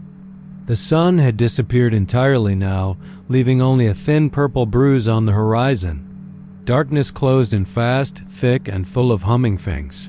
He passed the oak tree, bare branches clawing up like fingers, and turned right, the gravel crunching under the weight of the tires. The headlights lit up rows of leaning fences and dark fields of corn whispering in the breeze. The mailbox came into view suddenly, its tin body battered and crooked. And yes, 3 red handprints smeared across it, like a child's artwork left to dry in the sun. But there was no house in sight, no lights, no movement. He tapped the brakes and looked into the mirror. Curtis wasn't on the bus stop he turned in. His seat, his stomach tightening. All the rows behind him were empty. He swore he'd seen Curtis get on. The boy had mumbled something about his sister not coming today. James remembered it. His heart pounded harder as he checked the clipboard, flipping back through the check marks and scribbled notes. Curtis had been marked present, but the bus was empty. The wind picked up. The corn rustled louder. Then something creaked. A soft metallic shift from the very back of the bus. James froze. Slowly, he rose from his seat and walked the narrow aisle, shoes clicking softly on the rubber matting. The emergency exit door stood closed, but the handle painted bright red had a smear on it. Something dark, wet. He reached out with a shaking hand. The moment he touched it, the door banged outward. Just an inch, and a low, gurgling scream pierced the silence. Not mechanical. Not distant. It sounded human. It sounded close. Like it had come from right outside, or maybe just below the bus stop. James reeled back, slipped, hit the floor between the seats. The scream stopped. Silence returned. He scrambled to his feet, heart jackhammering. The red handle was now wet with blood. No question. Fresh, sticky, glistening under the flickering interior lights. The cracked windshield in the rear stared back at him, its jagged lines forming a fractured web around something pressed against the glass from outside. A handprint. No, a palm print with too many fingers. He backed away and sprinted to the front. Tried the radio. Static. Nothing but hissing and a faint series of whispers. just under the threshold of understanding. He keyed the mic again, desperate. Still nothing. The engine sputtered, died. The headlights dimmed, and in that moment, the bus shifted, tilted slightly, like something heavy had climbed aboard. He heard footsteps, wet, dragging footsteps moving up the aisle behind him, not rushed, not slow, just steady, purposeful, the kind of walk someone makes when they've done this before. He couldn't move. The footsteps stopped, breath on his neck, cold and moist, and then a voice, low and cracked, like a throat full of gravel. He screamed too. The emergency lights flickered once, then failed. Darkness swallowed the bus.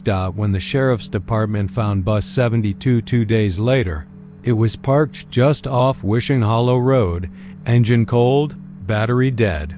The seats were all intact. The dash camera showed no new recordings, just 37 minutes of corrupted footage. The windshield at the back was cracked in a circular burst. A single handprint remained in dried blood on the emergency handle. Inside, the only trace of James Carson was a lone shoe near the driver's seat, its laces tied tight and the sweater folded neatly on the dash. Curtis Doyle was never found. His parents insisted he'd left the house that afternoon. His backpack was gone, his favorite cap. He'd packed a lunch, even said goodbye. The bus was retired. Again, parked behind the depot and sealed off. But every Thursday night, around the same time, the cameras inside bus 72 go live for 3 minutes static. At first, then flickering frames. Some say it's just a glitch. But those who've reviewed the tapes claim that every now and then, through the grainy noise, you can see the shape of a man in a sweater at the front, frozen stiff, staring into the mirror, and behind him, something crawling down the aisle. The morning had started out like any other in Lubbock. A dry wind rolled off the plains, carrying a ghost of dust with it, brushing against the sidewalks and the backs of rusted mailboxes like a memory trying to scratch its way into the present. It was a Tuesday, March 3rd, to be exact, and the sky was a washed-out pale blue with a little milk in it, the kind that always makes you feel like something's just slightly off. In the Northwood neighborhood, things moved slow. The houses weren't new but weren't falling down either, just a row of practical, single-story homes built in the 60s, most with chain-link fences and stubborn lawns that refused to green up even when spring made its promises. That morning, 5 kids from 5 different houses, all within a 6-block radius, stood out on the curbs with their backpacks slung across their shoulders. They waited like they always did. Brady Collins, Mallory Trent, the Alvarez twins, and little Josie McKenna, who had just started riding the bus 2 weeks ago. Witnesses said the yellow bus rolled in at exactly 7:12 a.m., just as it had the day before, though no one remembered seeing the usual driver, Mr. Copeland. Folks just figured maybe he had the day off. The bus stopped. The doors hissed open. The kids got on. And that was the last anyone ever saw of them. At first, it was a shrug, the kind of misunderstanding that unravels by dinner time. But noon came and went, and the school hadn't marked them present. Their teachers had assumed they were out sick. Their parents, on the other hand, thought they'd gone to class. Phone calls were made. Frustration turned to confusion, and confusion quickly began to curdle into fear. By 5 p.m., a full search was underway, Lubbock PD along, with a handful of state troopers, canvassed the bus routes, interviewed other kids, and even stopped buses returning to the depot. But the records were clear: no substitute drivers had been scheduled, and no bus was logged as stopping at those addresses that morning. Security cameras, if they existed at all in that neighborhood, didn't catch anything unusual. One camera, grainy old one mounted on the front porch of Mr. Kyle Walker's house, captured a strange moment at 7:11 a.m. The footage showed Mallory standing By the stop sign at the corner of 83rd and Wilshire, her hands in her hoodie pocket. She looked off camera to her left. Then, without hesitation, she stepped off the curb and walked forward. But there was no bus in the frame. Nothing passed in front of the lens. Just Mallory, smiling faintly at something not there, walking into. Thin air. When the authorities asked the other children at the next few stops, none recalled seeing that bus. One boy, Eli Ramirez, told them he'd waited that morning too, but the bus never came. His mom ended up driving him, and he remembered looking down the road and seeing something like heat waves or smoke, but he couldn't be sure. The stories didn't add up. Over the next few days, the town's nerves frayed. Reporters came in from Austin and Dallas, and the missing kids' photos were plastered on every utility pole and storefront window within a 10-mile radius. But no ransom calls came, no threats, no bodies, no tire marks, no signs of struggle, no sign of the bus official or otherwise. Then, on the third night, just past midnight, Josie McKenna's mother heard the doorbell ring. When she opened the door, no one was there. But lying on the front step was Josie's lunchbox. Same sparkly unicorn stickers. Same apple inside, still fresh. She screamed so loud the neighbors came running. The next morning, the Alvarez twins. Backpacks were found sitting side by side on the wooden swing set in their backyard, swaying gently despite the windless dawn, and a week after that, the sound of a school bus engine idling, brakes squeaking, was reported by 3 different residents on the same block where Brady used to wait. But when they looked outside, there was nothing on the street. People began whispering, talking about the route. Old-timers came out of the woodwork with strange stories about substitute buses that had come through Lubbock before, always in the early spring, always before a storm, and always followed by someone going missing. One man, Ray Bolin, swore up and down that back in '81 his niece vanished in the exact same way, said she told her mom she was catching the bus, but the school never marked her present. "They ain't dead," he told a reporter, clutching a battered photo in a shaking hand. "They just ain't here anymore. That bus don't take 'em to school. It takes 'em away." The police chalked it up to folklore. They ran background checks on all former bus drivers, ran vehicle tracking scans for yellow buses within a 200-mile radius, interviewed every registered driver in the Lubbock Independent School District. Nothing. Then came the voicemail. 2 weeks to the day after the disappearances, Brady's mother received a message on her home phone. The caller ID showed the number 000000000. When she played it, it was mostly static. But underneath, faint and warbled, was the sound of children talking, laughing, then crying. Then a voice, low, gravelly, hollow, whispered, "Roll call." Roll call, followed by a name, Brady Collins. Then silence. The call lasted 17 seconds. The number couldn't be traced. After that, other parents got similar messages. All around the same time, between 1:03 and 1:07 a.m., exactly 14 nights after their child went missing. Each message featured the same whisper, the same chilling roll call, followed by a different child's name, Mallory, Josie, Raphael, Rodrigo. And then it stopped. The case remains open but cold. The official explanation still hangs on a bulletin. Board in the Lubbock police station. Suspected abduction. Perpetrator unknown. Vehicle description unknown. Status: missing. But in town, people don't talk about it in terms of criminal activity anymore. They call it the phantom route. They say that on foggy mornings, if you listen real close near the corner of Wilshire and 83rd, you might hear it, the hiss of bus doors opening. And sometimes, just sometimes, people swear they've seen it. Down old dirt roads at sunrise.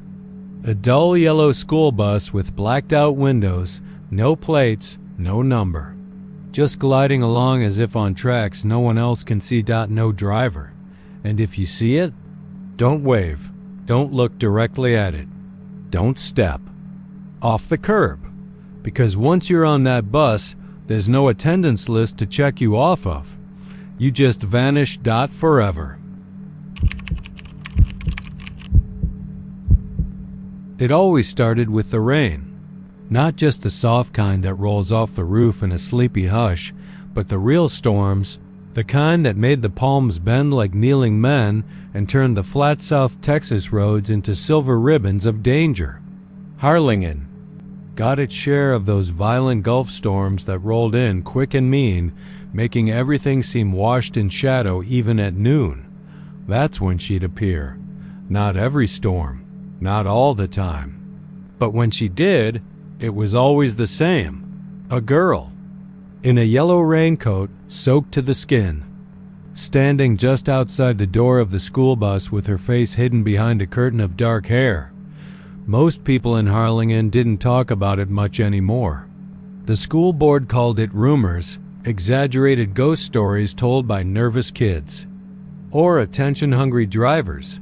But in the maintenance garage behind Travis Middle School, where the bus drivers kept their lockers and their black coffee strong, they still whispered about her. Especially the older drivers. Especially the ones who'd lost someone they knew. Dale Simmons was the first to go. Back in '98, his wife said he'd been complaining all week about a little girl in the road, thinking maybe some kids were playing chicken out near the citrus groves again. But the weird part wasn't what he saw. It was that every time he blinked, the girl had moved closer to the bus. Not running, not walking, just closer. Then one day, during a thunderstorm that shook the windows loose at the administration building, Dale didn't come back. Bus number 14 pulled into the lot on its own, lights flickering, engine running, but no driver behind the wheel.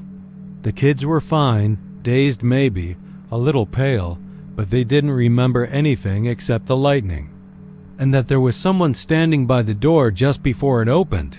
They found Dale's jacket crumpled on the floor, driver's side door wide open. The inside of the bus smelled like lake water and something else, something old and wet and wrong, like dead leaves and rot. His wife never got over it, said the raincoat girl was real.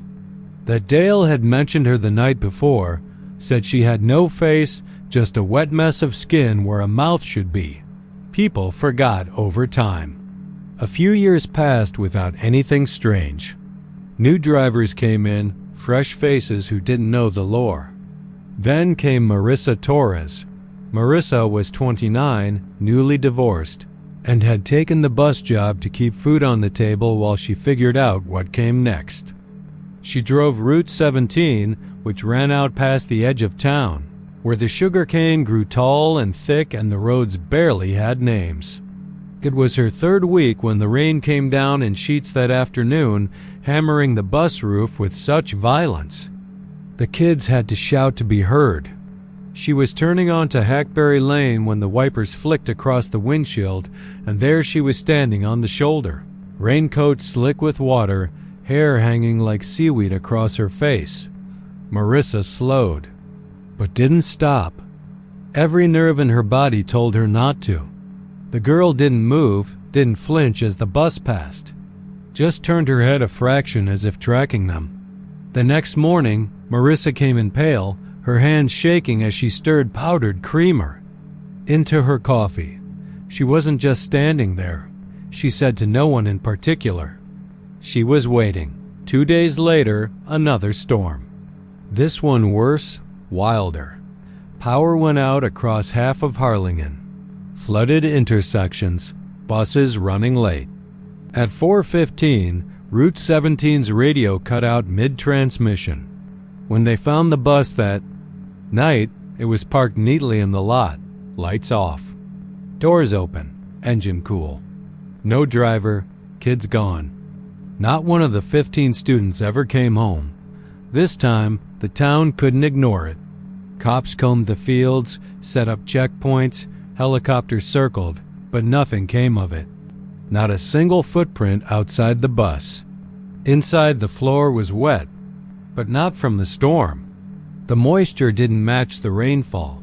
It was thick, like something from deep underground. The windows were fogged from the inside with streaks in odd shapes, as if dozens of small palms had pressed against the glass. Someone had drawn smiley faces in the fog. Every single one was upside down. After that, only the desperate kept the job.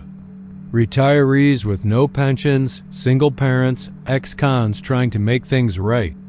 They all knew the stories, and they all had their own version of how they'd survive if she ever showed up. Some kept rosaries hanging from the rearview. One guy swore by blasting Tejano music, said spirits didn't like accordions. Others taped black garbage bags over the windows when it rained. Then came Hector Ruiz. Hector didn't believe in ghosts. He was former military, a straight shooter type who thought the whole town had a flair for the dramatic. He'd seen war, seen real evil, and wasn't scared of folklore cooked up by spooked teenagers and nervous wrecks. First week on the job, he took Route 9, the same one that passed through the citrus groves and ended near the levees. The first rain hit on Thursday. At 3:47 p.m., just as the kids were getting rowdy in the back. She appeared. He described her later when he came back. When they found him walking along the highway barefoot, eyes red from crying, as small, maybe 11 or 12. She wasn't waving or asking for help. She was just standing, like she'd been waiting for someone to finally notice her. He didn't. Stopped the bus, but he slowed. Couldn't help himself. Something about the way she looked, the way her soaked yellow coat clung to her like it was part of her skin. He said the rain fell harder near her, like it centered around her body, like she brought it with her.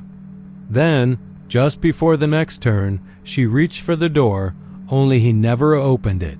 Instead, Hector floored it. Got the kids home 5 minutes early, parked the bus crooked and walked straight into the depot without saying a word. Then he cried. For 6 hours in the break room. Told them she whispered something through the glass. Said he couldn't remember the words, but they made his ears ache, like he'd been underwater too long. Said her mouth didn't move. Said she had no mouth at all. He never drove again. Moved to Oklahoma to work at a bait shop. There were theories, of course. A girl who drowned in one of the canals. A kid who died in a flood, waiting for a bus that never came. Some even said she was part of a field trip that vanished during a hurricane in the 70s. 20 kids and one driver swept off a collapsed bridge. No bodies ever found. Only a torn piece of yellow vinyl discovered days later, snagged on a wire fence, but the truth didn't matter much to the folks who drove those buses every day. The pattern stayed the same. Storms came, and sometimes so did she. Always just outside the door, always alone, never older. The same soaked yellow coat, the same long wet hair, the same silence. And if the driver opened the door, they didn't. Come back. No sound, no struggle, just absence. One day the bus would pull into the depot driverless. No blood, no sign of forced exit. Sometimes the kids were still on board, dazed, mumbling. Other times the seats were empty and damp, the aisle streaked with tiny bare footprints. Last spring, a newbie named Joel, just out of high school, part-time driver, wanted to save for trade school, told everyone he didn't believe in the stories. Called it all Hicktown drama. They warned him. Begged him not to take the wheel during the storms. Friday afternoon, heavy clouds rolled in over Harlingen. A downpour that turned the world dark as dusk. By 2 p.m., Joel left the lot smiling. At 3:52, the bus radio chirped once, just static, like someone breathing through a mic. He never came back. The next morning, a farmer found the bus near his pecan orchard. The kids were fine. Wet, cold, confused. They didn't remember seeing Joel after the second stop. But every single one of them drew the same picture during trauma counseling later that week. A girl with no face, standing at the bus door in a yellow raincoat dot, and on the windshield, drawn in long dripping streaks, were 4 words scratched through the condensation. You shouldn't have opened.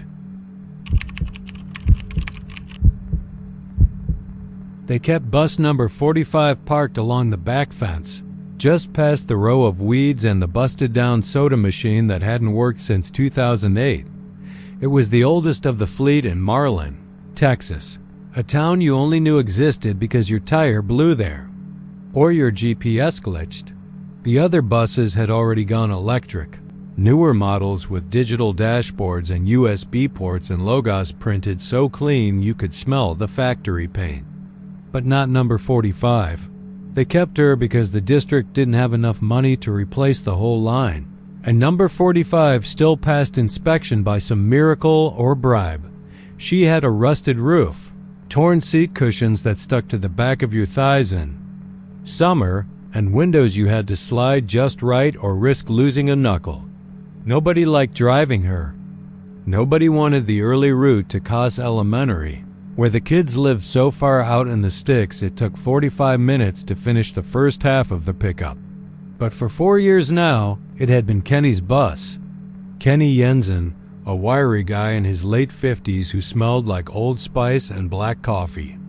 A quiet man with a hitch in his walk and a wariness behind his eyes, like he was always half listening to something. Just out of earshot, they said the bus had problems keeping a charge. That wasn't unusual for these converted electric models. They all had quirks, especially in the humidity, but number 45 was different. The mechanics would run a full charge at 3 p.m., show 100%, log off, and go home. Next morning, empty. Not 70%, not even 30%. Dead. Like something had sucked every bit of power out overnight. This happened over and over again. They replaced the batteries twice. They rechecked the wiring, swapped out the charge port, even upgraded to solar panels. Still dead in the morning. Only bus #45. The school board finally told Kenny to stop reporting it. Just charge it before and after his run, and don't idle too long. But Kenny had already figured something out. He never parked it in the main lot anymore. Always backed it in along the fence by the trees, where the light didn't reach past sunset. Said it ran better. Their people started to notice Kenny acting off around the 3rd year. He got twitchy in the mornings, always glancing in the side mirrors before getting out. He'd pause real slow before opening the hood or checking under the seats like he expected something to grab him. And then there was the humming. Kenny said the bus hummed at night. Not the engine, he wasn't an idiot, he knew the difference. It was low, constant, like something alive was vibrating under the metal.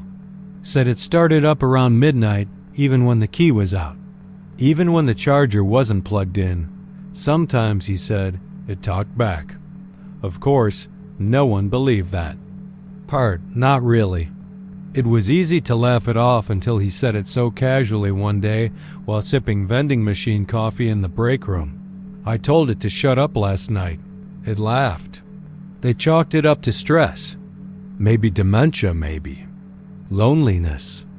The guy lived out past Lake Mejia, alone in a trailer with 3 cats and a busted CB radio. He still used to talk to truckers who didn't answer. But then Rhonda, the new mechanic, said she heard something too. She'd stayed late one night to fix a jammed door sensor on one of the newer buses. It was storming, wind howling down from the north like it does in October when Texas decides it's finally had enough of summer. Around 1 a.m., she walked past number 45 and swore she heard singing. Children's voices, faint, out of tune. Something old and scratchy, like an AM radio from another time. She quit 3 days later. No one else wanted to mess with that bus after that, but it still had to run. The district was short-staffed, and Kenny kept showing up. By March, his hair had thinned out and his eyes looked sunken like he wasn't sleeping. But the kids said weird stuff too. Said the bus seats were getting warmer even when the AC was blasting. One boy swore the torn cushion beside him started moving on its own, like something was breathing underneath. Another said she heard whispering. From the back row something about a hollow girl and don't look in the mirror when the bus turns left. She had a panic attack the next day and refused to ride again. Then came the night. Kenny didn't go home. The bus was found idling at 5:30 a.m. Battery still showing full, parked perfectly along the back fence. Door open. No Kenny. No keys either. But the lights were on, pulsing faintly like a heartbeat. The surveillance footage caught nothing. Literally nothing. From 10 p.m. to 5 a.m. The screen stayed black, no static, no movement, just black. Like something shut off the signal altogether. When they opened the bus, the inside reeked of ozone and mildew. The seats looked darker than usual, wet but not from rain, like sweat. Thick, cold sweat. Every window was fogged from the inside, and a dozen tiny handprints covered the glass too small to be Kenny's. No sign of struggle, no blood, no evidence at all. Just one thing that didn't belong. On the driver's seat, someone had written in permanent marker, "Let it sleep. Stop waking it up." They impounded bus number 45 after that, locked it behind a gate, shut down the line early for spring break. 2 weeks later, the lock was broken. The bus gone. No tire marks, no security footage, no broken gate, just ... gone. Kenny's trailer was empty too. Cat's dead, door still locked from the inside. CB radio cracked open, still buzzing faintly with voices that didn't match any known frequency. They say if you drive past the old schoolyard on a hot night in July, just after the sun dips behind the pine, you might see her. #45. Parked at the edge of the gravel lot, lights off, door open. And if you listen hard, real hard, you'll hear the hum. Low, alive. Waiting. No one's figured out what it wants. Or if it ever wanted to take kids in the first place. Maybe it was just pretending, playing along. Maybe it fed off memories. Off routine. Off-road's never meant to be driven in the dark, but one thing's for sure, you don't ride. Bus number 45? Not anymore. You hear it hum, you turn around. You run. It started as an ordinary Wednesday in Elkhart, a dust-bitten patch of East Texas where the town center was a Dairy Queen and most folks still left their doors unlocked. School let out around 3:20 p.m., same as always. The sky was smeared with pale blue and a few silver-gray clouds that didn't threaten rain but seemed to whisper of something old. Bus number 36, an aging yellow thing with rust freckles and a loose exhaust pipe, waited in the turnaround like it did every afternoon. There were 10 kids who boarded it that day, mostly middle schoolers. Megan Carlyle was the oldest 13 and sharp-tongued. Her little brother Lucas was 9. Then there was Will Tanner, lanky and quiet, always sat by the window with headphones on. Avery Lane, who never talked much. And a cluster of second and third graders too, young to understand the world but old enough to know when it felt wrong. Mr. Garrison, the usual driver, was out sick with a bum knee. The substitute was a man none of the kids had ever seen before. He had a long, hawkish face and a graying beard that crept over his collar. His name tag said Charles, but he didn't speak much, just nodded when the kids climbed on and pulled away from the school like he'd done the route 100 times. The first few stops were normal. Kids chattered, fought over gum, stared at their phones. Megan kept glancing at her watch because her mom had promised to take her into town for new shoes. But the bus didn't stop. Not after the first 3 kids were dropped off near Sandy Ridge Road. It kept driving. Past fields and trees thick with late summer heat. Past the faded gas station where Mr. Garrison usually turned. Lucas tugged at Megan's sleeve. "We missed our turn," he whispered. She looked out the window. He was right. "Hey," she called up the aisle. "You missed the stop. Our house is back that way." The driver didn't answer, just stared straight ahead. His hands on the wheel were pale and tight, knuckles bone white. Megan stood up, stepped into the aisle. "Mister, you okay?" Still no answer. Avery was watching too now, her eyes wide. Why isn't he stopping? Then the bus groaned as it took a sharp right turn off the main road onto a narrower, unpaved trail that none of them recognized. It dipped into a corridor of pines, their branches thick overhead like arms interlocking to blot out the sky. Gravel popped under the tires. The signal bars on everyone's phones dropped to nothing. Will finally pulled off his headphones. "Where are we going?" No one knew. The bus rumbled deeper into the woods and finally came to a stop in a dirt clearing ringed with trees. No buildings, no houses. Just quiet, except for the engine's soft tick-tick as it cooled. Then the driver stood up, but he didn't look at them, didn't even acknowledge they were there. He walked to the emergency exit at the rear, opened it, stepped out, and pulled the door shut behind him. Megan rushed to the front, grabbed the handle of the main door. Pulled. It didn't move. She flicked the switch. Nothing. It was dead. "Maybe it's stuck," Will offered, already sounding like he didn't believe it. One of the second graders began crying. Megan ran to the back. Tried the emergency door. It was locked. From the outside, they were trapped. It was then, in the growing silence, that Avery pointed to the camera at the front of the bus. One of those old, boxy things with a blinking red light. The kind they always ignored. "Is it recording?" she asked. Megan shrugged. "Who knows?" That was when the first knock came. It wasn't loud. A soft, dry rap, like knuckles against metal. Everyone went still. Then again, from the outside. From the front, Lucas clutched her hand. "Someone's there." They all looked. Through the bus's dusty windows, they could see nothing but trees. The knocking moved. To the left side. Rap, rap. Harder this time. Will crept to the window and peered out. "I don't see anyone." But then his eyes widened. "No. Wait." Something thudded against the side. The entire bus rocked. Another bang at the back door. Megan ran toward it, trying to peer through the foggy glass. Nothing but her own reflection staring back, knocking. Again. Now from multiple sides. The kids were crying now. Not just the little ones. Even Avery. Megan tried to stay calm. It's probably someone playing a trick. A hunter or something. But no hunter she knew of knocked like that. Then the lights flickered. Every bulb overhead buzzed and dimmed. A hum rose from the dashboard.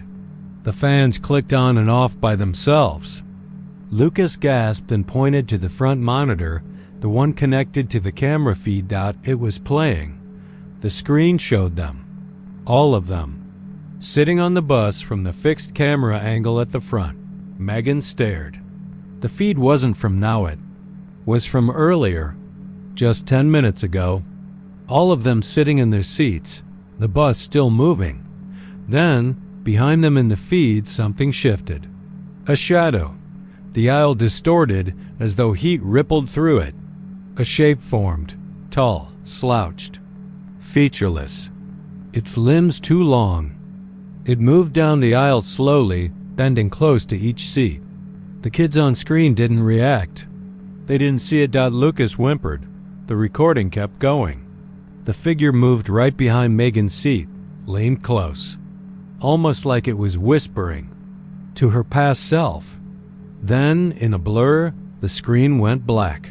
The knocking stopped. No one moved for a long minute. Then Will crept toward the door again. "I think it's gone." But when he pressed his face to the glass, his breath caught. He stepped back, trembling. "It's not gone." Outside, barely visible against the dusk-thick trees, stood something. Just beyond the clearing, a dark shape, unmoving, like it was watching. It had no face that they could see, just a blank space where a head should be. Megan turned to the back again, tried the door once more. Still locked. She remembered the CB radio on the dashboard, ran to it, grabbed the receiver. Hello? Can anyone hear me? This is Bus 36. We're trapped. Something's out here. We need help. Static. Then a sound. But it wasn't a voice. It was breathing. Deep. Raspy. Slow. Then a whisper. Let us in. Megan dropped the receiver. The children were huddling. Now, every window showed a different view of the trees, but none of them dared to look too long. They could all feel it. The thing outside, it wasn't trying to get in anymore. It was waiting. For what? None of them knew. The sun dipped below the trees. Night fell like a curtain. The lights inside the bus flickered again and died. Total darkness, except for the blue glow of someone's phone. But the phones didn't work anymore. Just that soft electric light. It made shadows stretch long and deep. Suddenly, one of the kids screamed. A second-grade boy. He was staring at the front of the bus. The camera light had come back on, and this time it was showing live footage. Only. Something was wrong. There were 11 kids visible. One more than there. Should have been. The extra one was sitting in the very last row. Head down, arms folded, as if they'd always been there. But when Megan turned to look, no one was there. The seat was empty. On the screen, the figure raised its head. Its face was blank. A smooth, pale oval. No eyes, no mouth. And it was smiling. The screen burst into static. The knocking resumed, but this time it was coming from inside. From beneath the floor. It started with Sanchez. Been driving the rural route around Gonzales for almost 11 years, and nothing ever really shook him. Not deer in the road, not back roads turning to mud, not even the weird things kids sometimes say when they're half asleep in the winter dark. But he came into the depot one morning, face pale, lips thin, holding a thermos like it might keep him steady. He didn't say much at first, just that something was off on Route 62. They found him sitting in his bus after the kids had been dropped. Off engine still running, staring into the rearview mirror like he was watching something still back there. Took both dispatch and the route supervisor to get him to move. They thought he'd had a stroke or a panic attack, maybe a seizure, but his vitals were fine. Eyes bloodshot, hands shaking, but no medical explanation. He just kept muttering, "It's not right. It's not behind me no more." That got the others talking. Small-town bus depots are quiet, loose-lipped places.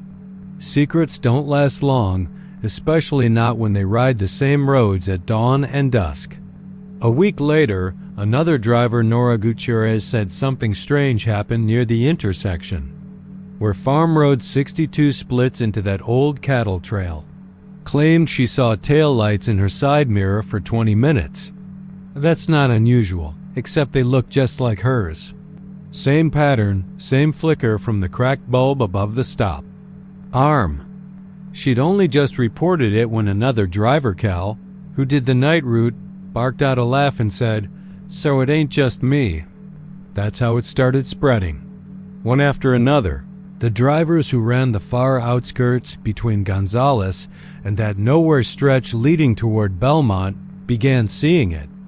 Another bus, identical in color, dense, and even the Peeling School District lettering near the emergency door. Sometimes it followed from a distance. Other times it got closer, just behind the curve in the mirror. But every time someone stopped to let it catch up, it vanished. No engine noise. No headlights passing by. No gravel stirred behind. Just gone, like it had never been there at all. At first, they figured it was pranksters. Maybe someone had gotten hold of a decommissioned bus.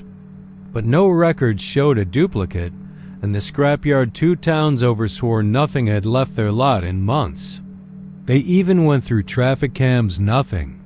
No second bus ever showed up, not even on footage from the dash cams. But the drivers kept seeing it.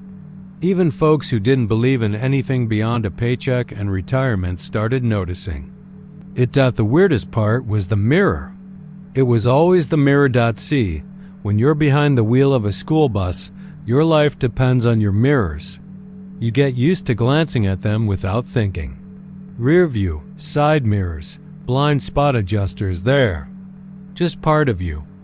So when something's wrong in one, it hits your nerves before your brain even catches up. Some drivers claim the bus and the mirror never had a driver. It just followed, silent and steady, not even swaying on the potholes. Others said they saw shadows inside rows of kids sitting rigid, staring ahead, their faces smudged or too far to make out. And once or twice, someone swore the stop arm on the second bus opened before theirs did. Like it knew.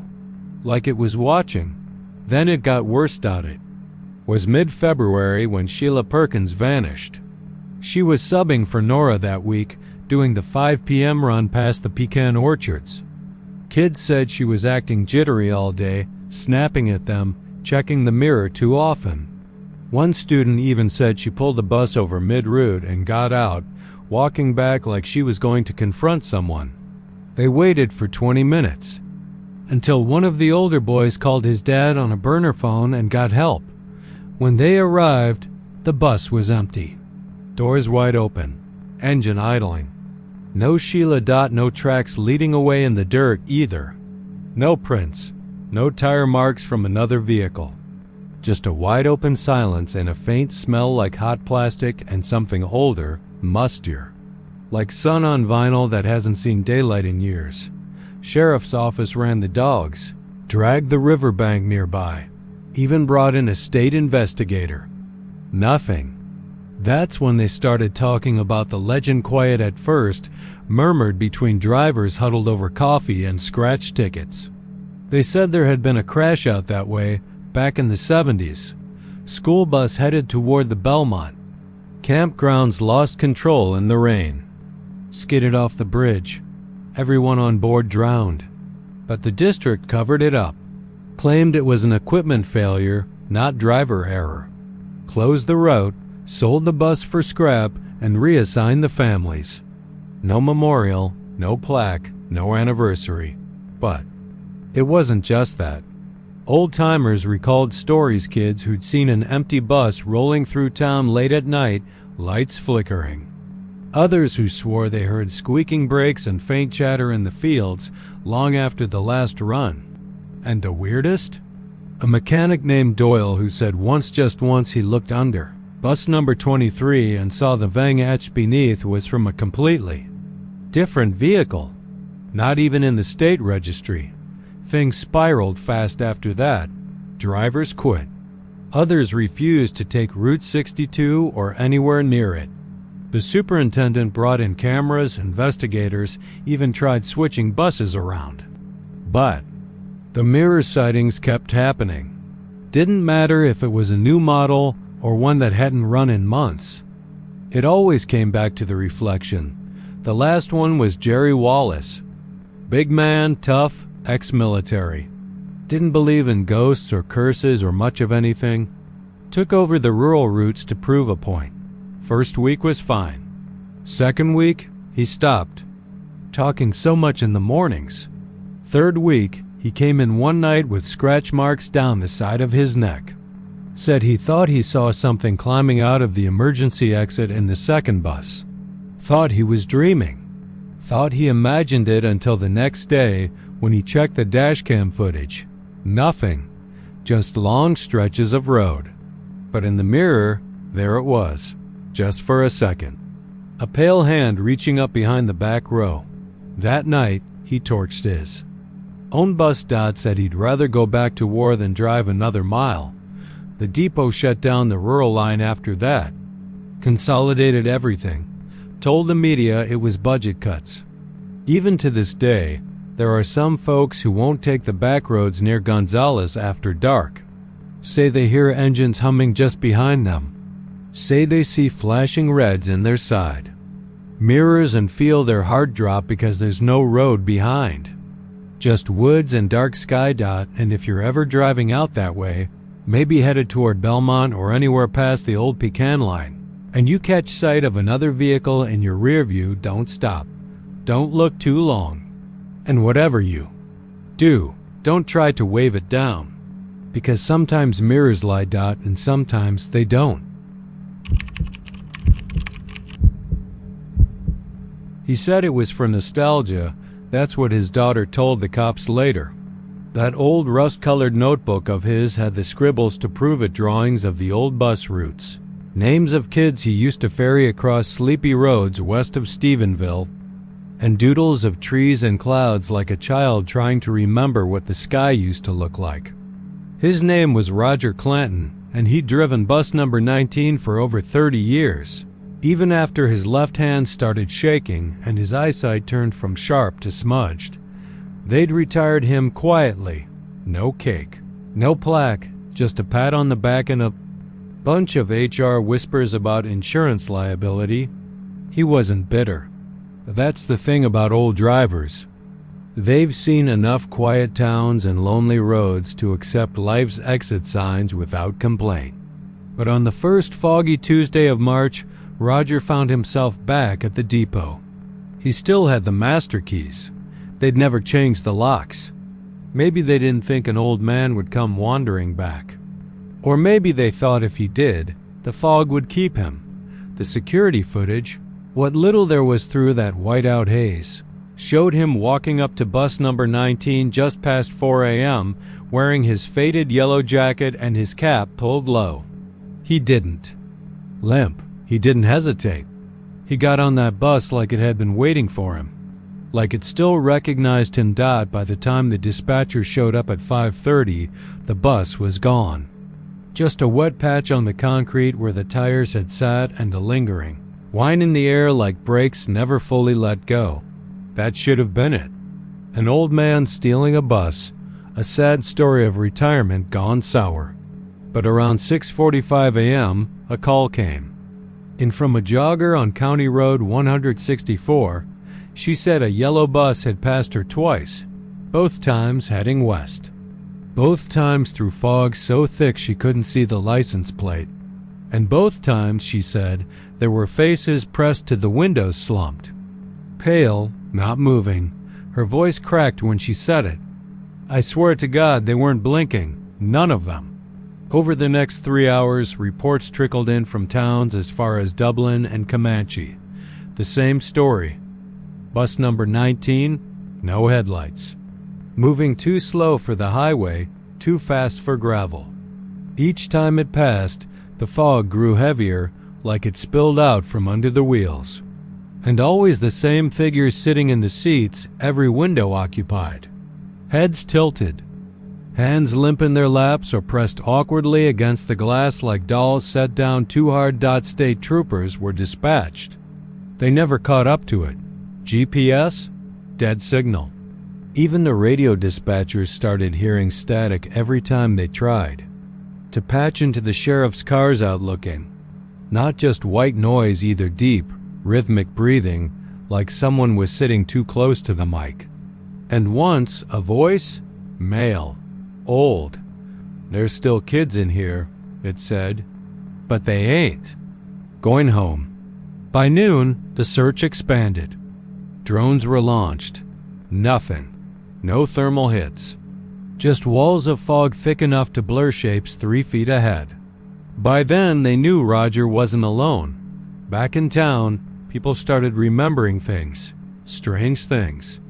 One woman swore her son, who hadn't ridden a school bus in 10 years, woke up that morning with a nosebleed and mumbled in his sleep, I missed the stop again. An elderly man who hadn't spoken a word in 4 months suddenly whispered, he's still picking them up, before falling back into silence. They checked the garage. All the buses accounted for except number 19. Still unaccounted for. By 5 p.m. Someone thought to review old footage.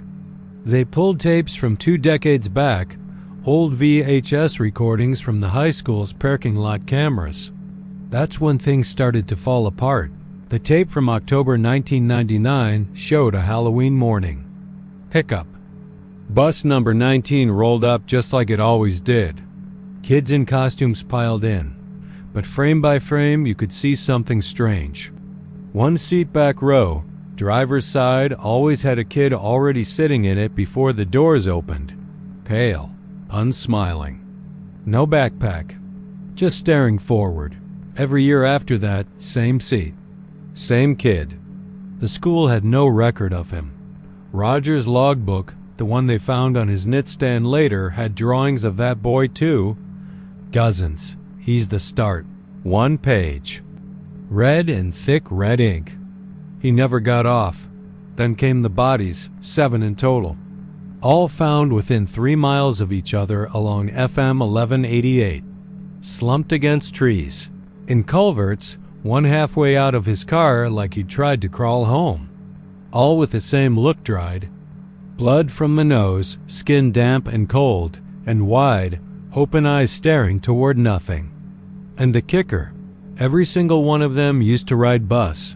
#19. One of the forensics guys threw up behind his SUV when they noticed each victim had skin impressions behind the ears, like they'd been held gently, firmly by small, clammy hands. News. Vans came and went. Town meetings were held. Past drivers were interviewed. One retired mechanic finally came forward. He said Roger used to sit in the bus long after his route was done. Just sit, talking low like he was answering someone.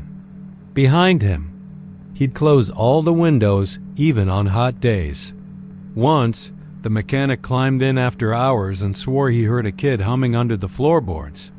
Thought it was a dead radio signal. Now, he won't even say the bus number out loud. A week later, the fog came back, just as thick. Just as sudden, they heard the bus again, a low diesel hum, slow brakes, no lights. Sliding through intersections where there was no road work, just whispers in the mist. Some say if you stand outside long enough on a foggy night near the old district boundary, you'll see headlights in the distance, but they never get closer. Some say if you hear the bell chime 1 long too short, you'd better go inside. And count your children, because Roger's not done. He never finished his route, and somewhere in the back row of bus number 19, a boy who never got off is still staring straight ahead, waiting for the rest to join him. He came in just before dawn, his shirt torn at the shoulder and crusted in something dark. Might have been blood or grease. Hard to tell under the flickering fluorescent light of the Midland County Sheriff's Station. The front desk deputy Marla. Been working the graveyard shift 15 years, didn't even look up right away. People came in rattled all the time, especially after oil field fights or late-night accidents on Highway 349, but the silence that followed the creak of the door caught her attention. A silence like someone holding their breath too long. He was barefoot. That was the first thing she noticed when she raised her eyes. Barefoot, with mud caked up to the knees of his uniform pants. Bus driver's uniform, dark blue shirt with silver buttons, name tag half hanging by a thread, hat gone. His eyes were wide, red-rimmed. He looked like he'd aged 20 years overnight. She stood up slowly, already reaching for the phone. "I need help," he said, voice dry and cracking. "They're gone. All of them. Every last one." She set the receiver down. "Gone where, sir?" He just shook his head and started mumbling. Words like floating, lights, and buzzing tumbled out, but none of it made any sense. She guided him to the bench, brought him water, and called the sheriff. By the time Sheriff Warren arrived, tall man, Texas-born and bull-shouldered, the driver was clearer, though no less disturbed. His hands trembled when he spoke. "I drive. Bus 17. The Odessa route. We pick up the kids out by the county line rural stops, you know. Was a late day. Activity trip at the high school. I dropped off the last kid in Midland around 10:15. Then it was just me and the long road back. Warren leaned in, arms crossed. So where exactly did this happen? The driver looked up and his voice dropped low. Halfway down Limestone. Ridge Road. You know where the tall mesquites grow on both sides? Warren did. Everyone local did. It was the stretch of road that always felt colder than the rest, even in July. I was going maybe 30, cruising slow. The road dips a little. Down there, and the air felt off, like when you're about to drive into a thunderstorm but nothing's on the radar. There wasn't no rain, no lightning, but everything had that hush, you know? That charged silence. The driver paused, knuckles white around the foam cup. Then I saw the headlights, behind me. What kind of vehicle? Warren asked. The man gave him a strange look. Not headlights like that. Like orbs, white-blue. Floating maybe 20 feet up. No sound, just a vibration. You could feel it in your teeth. Like the hum of power lines, only thicker. It passed over me straight over, and the bus shook. Not from above, though. It felt like the whole thing lifted, like something scooped us off the road and held us there. Us? Warren asked, his voice quiet now. That's the thing. I was alone by then, supposed to be. But when we went up, I heard voices, kids, whispers, laughs, like they were all still in their seats. Marla, still behind the desk, crossed herself. I looked back, he said. God help me, I looked back. He started crying then. Silent tears running into the gray stubble on his cheeks. They were there. Every one of them, all 32 kids. Sitting perfectly still, looking straight ahead. Not at me, not out the window. Just forward. No blinking, no breathing. Just sitting. Their faces weren't right. Too smooth, too still. Warren didn't say anything. He'd seen men break before. Combat vets, oil field workers after an explosion. This was something else. What happened after that? The driver rubbed his hands over his face. There was this sound. A shriek not loud, not human. Like a wire snapping underwater. And then the lights got closer, brighter. I couldn't see nothing. Just blue and white and that terrible humming. Then it all went black. He looked up, eyes distant. When I came to, I was in a ditch. The bus was gone. Just gone. Not a tire mark. Not an oil stain. Just a patch of singed grass and my cap sitting. But like it had been placed. Like someone was returning it. That was 2 hours ago. By sunrise, 2 units were dispatched out to Limestone Ridge Road. They found the ditch. They found the burn mark. No bus. No driver prints, just bare feet leading up to the road, and then nothing. By noon, the town was talking. Rumors grew legs fast in West Texas. Parents called the school in panic, even though their kids had made it home the night before. But something strange started happening. Calls came in from surrounding counties' mothers, reporting their kids hadn't been the same since that night. Quiet, unblinking, sitting at the kitchen table for hours, without moving, refusing to eat, refusing to speak. One girl vomited up a handful of gravel.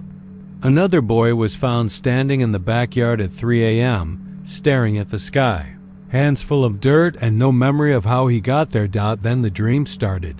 Dozens of kids, different towns. Same stories. Woke up screaming about a blue light on the ceiling and being lifted by the bus. Some said they remembered voices whispering numbers. Others drew pictures of orbs with long, root-like tendrils trailing from them, reaching into the windows of a school bus. One kid in Fort Stockton scribbled over and over on his math homework, "We're still riding." He lied. The ride isn't over. Driver stayed in the sheriff's holding room for 3 days. Wouldn't eat, wouldn't sleep. Just sat there humming softly to himself, the same tune over and over. Sounded like the old-school bell chime. On the 4th morning, Marla came in and found the cell door wide open. No broken lock. No signs of a break. The cot was empty, the humming gone. The only thing left behind was a trail of muddy barefoot prints, leading back toward the highway, and a child's backpack sitting neatly on the bench outside the station door.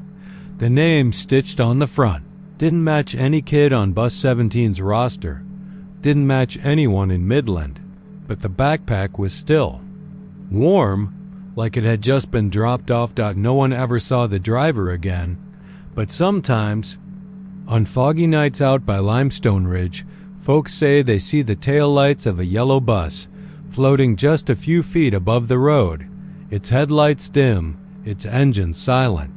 And if you listen closely when it passes, you'll hear the low hum of children whispering numbers, counting stops that never seem to end. It was the smell that first made Dan Murphy slow the patrol car. He was headed south on I-35, right where the highway kisses the edge of Lake Waco. The woods thick and dark on either side, like they're always hiding something.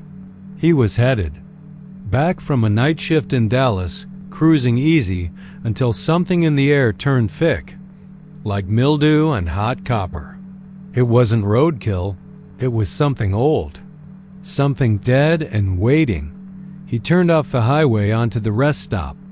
It was one of those forgotten ones, no vending machines, no real lights, just 2 picnic tables and a bathroom shack with a busted stall door.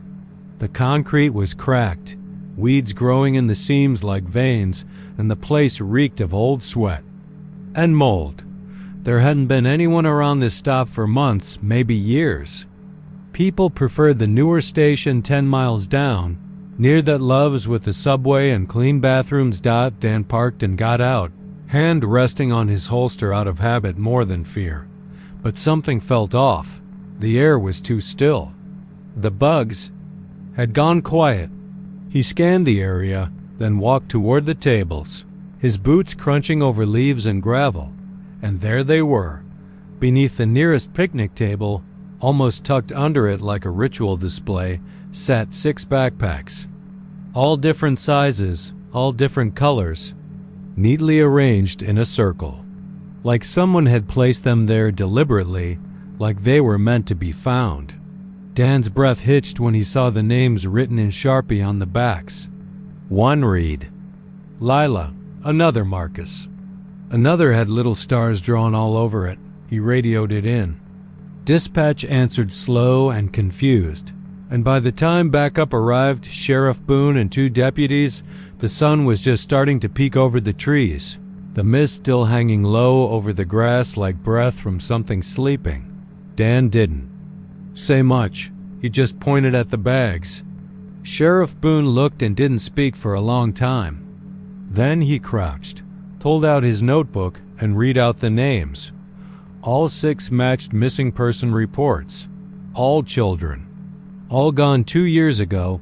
Layla Cartwright, age 8, disappeared from a gas station near Temple. Marcus Trujillo, age 9, vanished, walking home from his aunt's house in Hillsboro. Riley, Emma, Keith, and Jonah, same story, different towns. They'd all gone missing over a span of 6 months, spread across central Texas. No leads, no patterns, nothing tying them together. Until now, but there were no bodies, no bones, no clothes. Just the bags, clean, dry, not even a speck of dust. Like someone had just put them there. They taped off the area. Forensics came. Dogs sniffed the place but whined and refused to go near the table. A drone scanned the tree. Canopy. Nothing. No tire marks. No footprints. Not even signs of someone sitting down on the benches.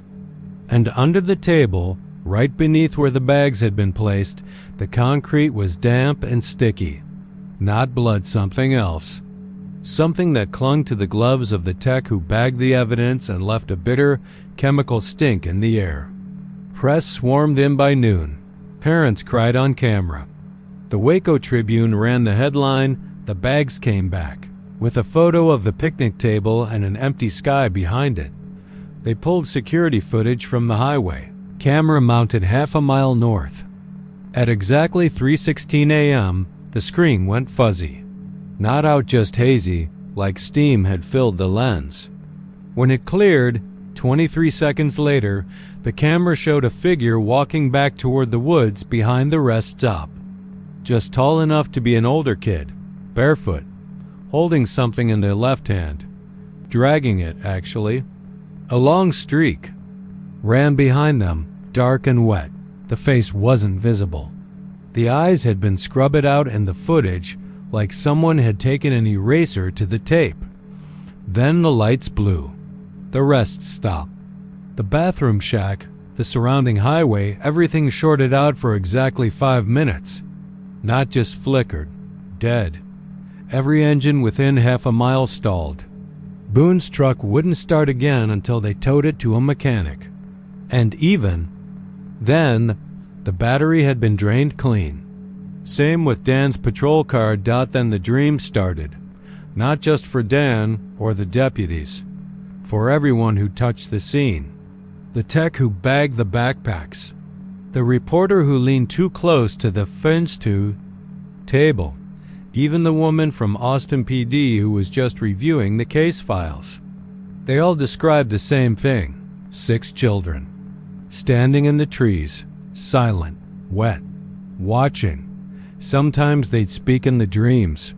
But not in words, more like ideas. Images. A barn without walls. A sky with too many moons. A woman with no face digging in the dirt with broken fingers. Each dream different in setting, but the same in tone. The same quiet dread, like whatever had taken those kids wasn't done. And the circle grew. A week after the backpacks were found, 2 more went missing.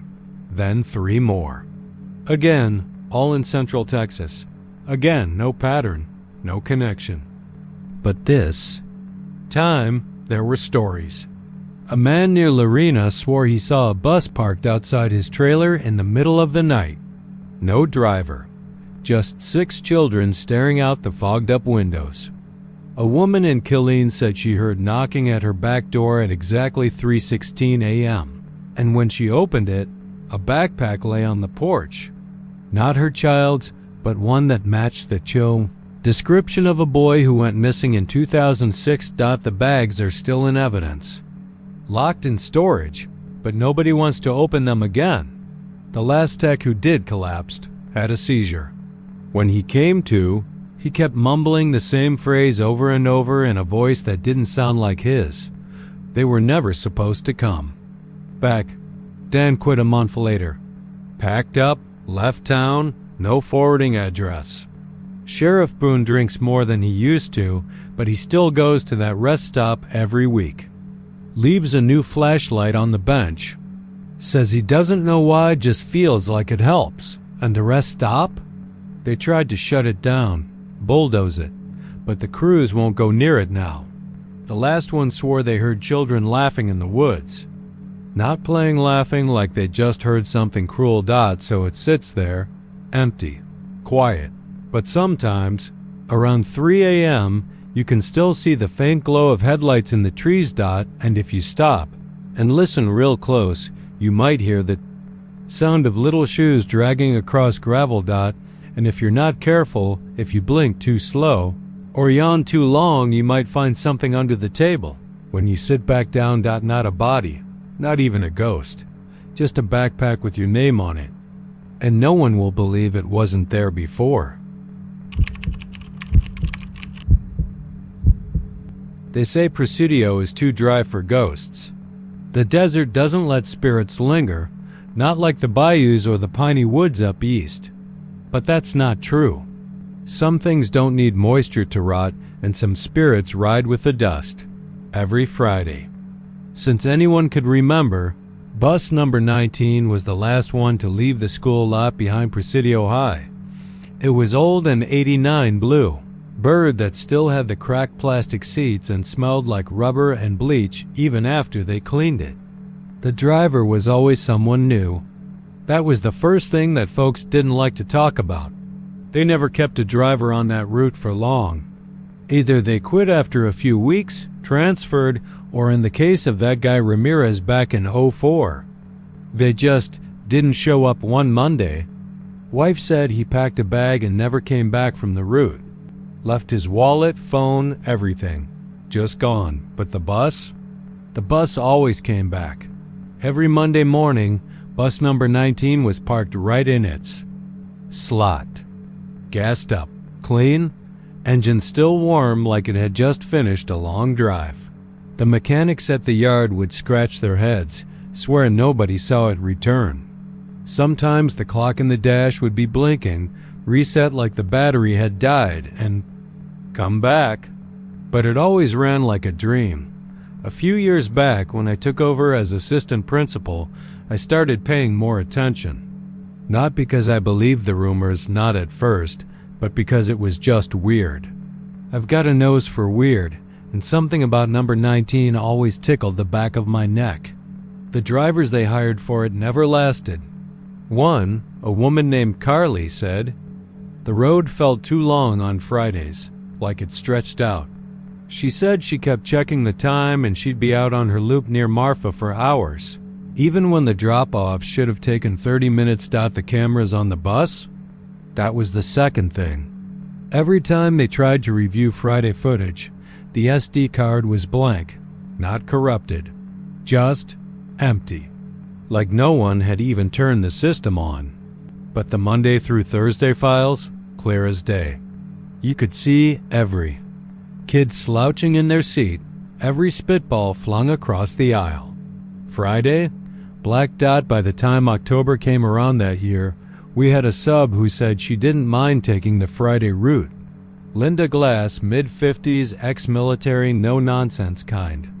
Of woman who carried a Bible in her glove compartment and kept a thermos of coffee strong enough to peel paint. She'd been driving for 30 years and didn't blink at ghost stories. They ain't got the gas money to scare me. She laughed when I gave her the keys that first Friday. Y'all just tell me where to drop the little monsters and I'll be back by 6. I didn't say anything. Just handed her the clipboard and nodded out. That night, she didn't come back. We waited until 10, called her phone. Went straight to voicemail. Tried the onboard radio, nothing but static. When I finally gave up and drove the loop myself there, was no sign of her. No kids had seen anything strange. Parents confirmed their kids got home, but none of them remembered seeing Linda. One even said the bus that dropped her, sun off, was being driven by a tall man with sunglasses. But Linda was barely 5 foot and wore glasses thicker than a bottle base. When I asked the kid again, he got this faraway look and said he didn't blink. Monday morning, bus number 19 was back in its slot. Gassed up, clean, engine humming. Linda never came back. Her apartment was locked up, car parked right out front, keys still in the ignition. No signs of struggle. Just gone like the others. I told the district we needed to retire the bus. They said budgets were tight. Let it ride another year. They said, we'll auction it after the spring. I stopped arguing after that. Then came the night I decided to ride it myself. Not because I thought I was brave, but because I couldn't sleep anymore. Every Friday, I'd stare out my office window and watch number 19 pull out, taillights glowing like dying embers against the desert dusk. I'd feel it in my bones, a kind of low, dry panic, like being buried alive in sand, and the noise. Sometimes, around midnight, I'd hear an engine hum just outside my house. I live 4 blocks from the yard. I'd go out, and there'd be nothing. But I could smell gas and dust and that awful rubber and bleach stench. So one Friday in March, I told the driver, some new guy with a mustache and a wedding ring so tight it looked like it had fused to his skin, that I'd be joining him. Said, It was a route inspection. He looked nervous but nodded. The bus was nearly empty by the last stop out near Casa Pedra. The sun was sinking, casting long fingers across the land, and the mountains out west looked like they were holding their breath. The last kid got off without a word. Didn't even look back. That's when things started to stretch. We drove on. Road signs faded. The GPS stopped working. The bus kept going like it knew the way. And the sky. It didn't go fully dark. Just this sickly twilight, like an eclipse that never ended. I looked over at the driver. His hands were white-knuckled on the wheel. "We should have turned around 10 minutes ago," he said. That was the end of the loop. But the road wouldn't end. I saw something on the shoulder. A figure. No face, just a silhouette, blurry around the edges. Then another. They didn't wave, just stood there, watching. The driver sped up. The humming of the engine grew louder, like it was purring. We must have driven for an hour or 10. There was no sense of time. My watch spun. The windows fogged from the inside. The interior, lights dimmed and flickered, casting shadows that didn't line up with our bodies. I saw one stretch across the aisle like a spider's leg, touching nothing, but moving anyway. The driver started muttering. Something about his brother, about a basement, about something he buried. I asked what he meant, but he didn't answer. He was crying, snot running down his lip. I told him I'd never go back, he kept saying. I told him. Then the radio crackled. It was a kid's voice, giggling, then whispering, "You're not supposed to be here." I grabbed the mic and yelled, "Who is this?" The answer came back slow and cold. "You ride, you stay." That's when the bus stopped. Middle of nowhere. Flat stretch of road. No stars. The door hissed open.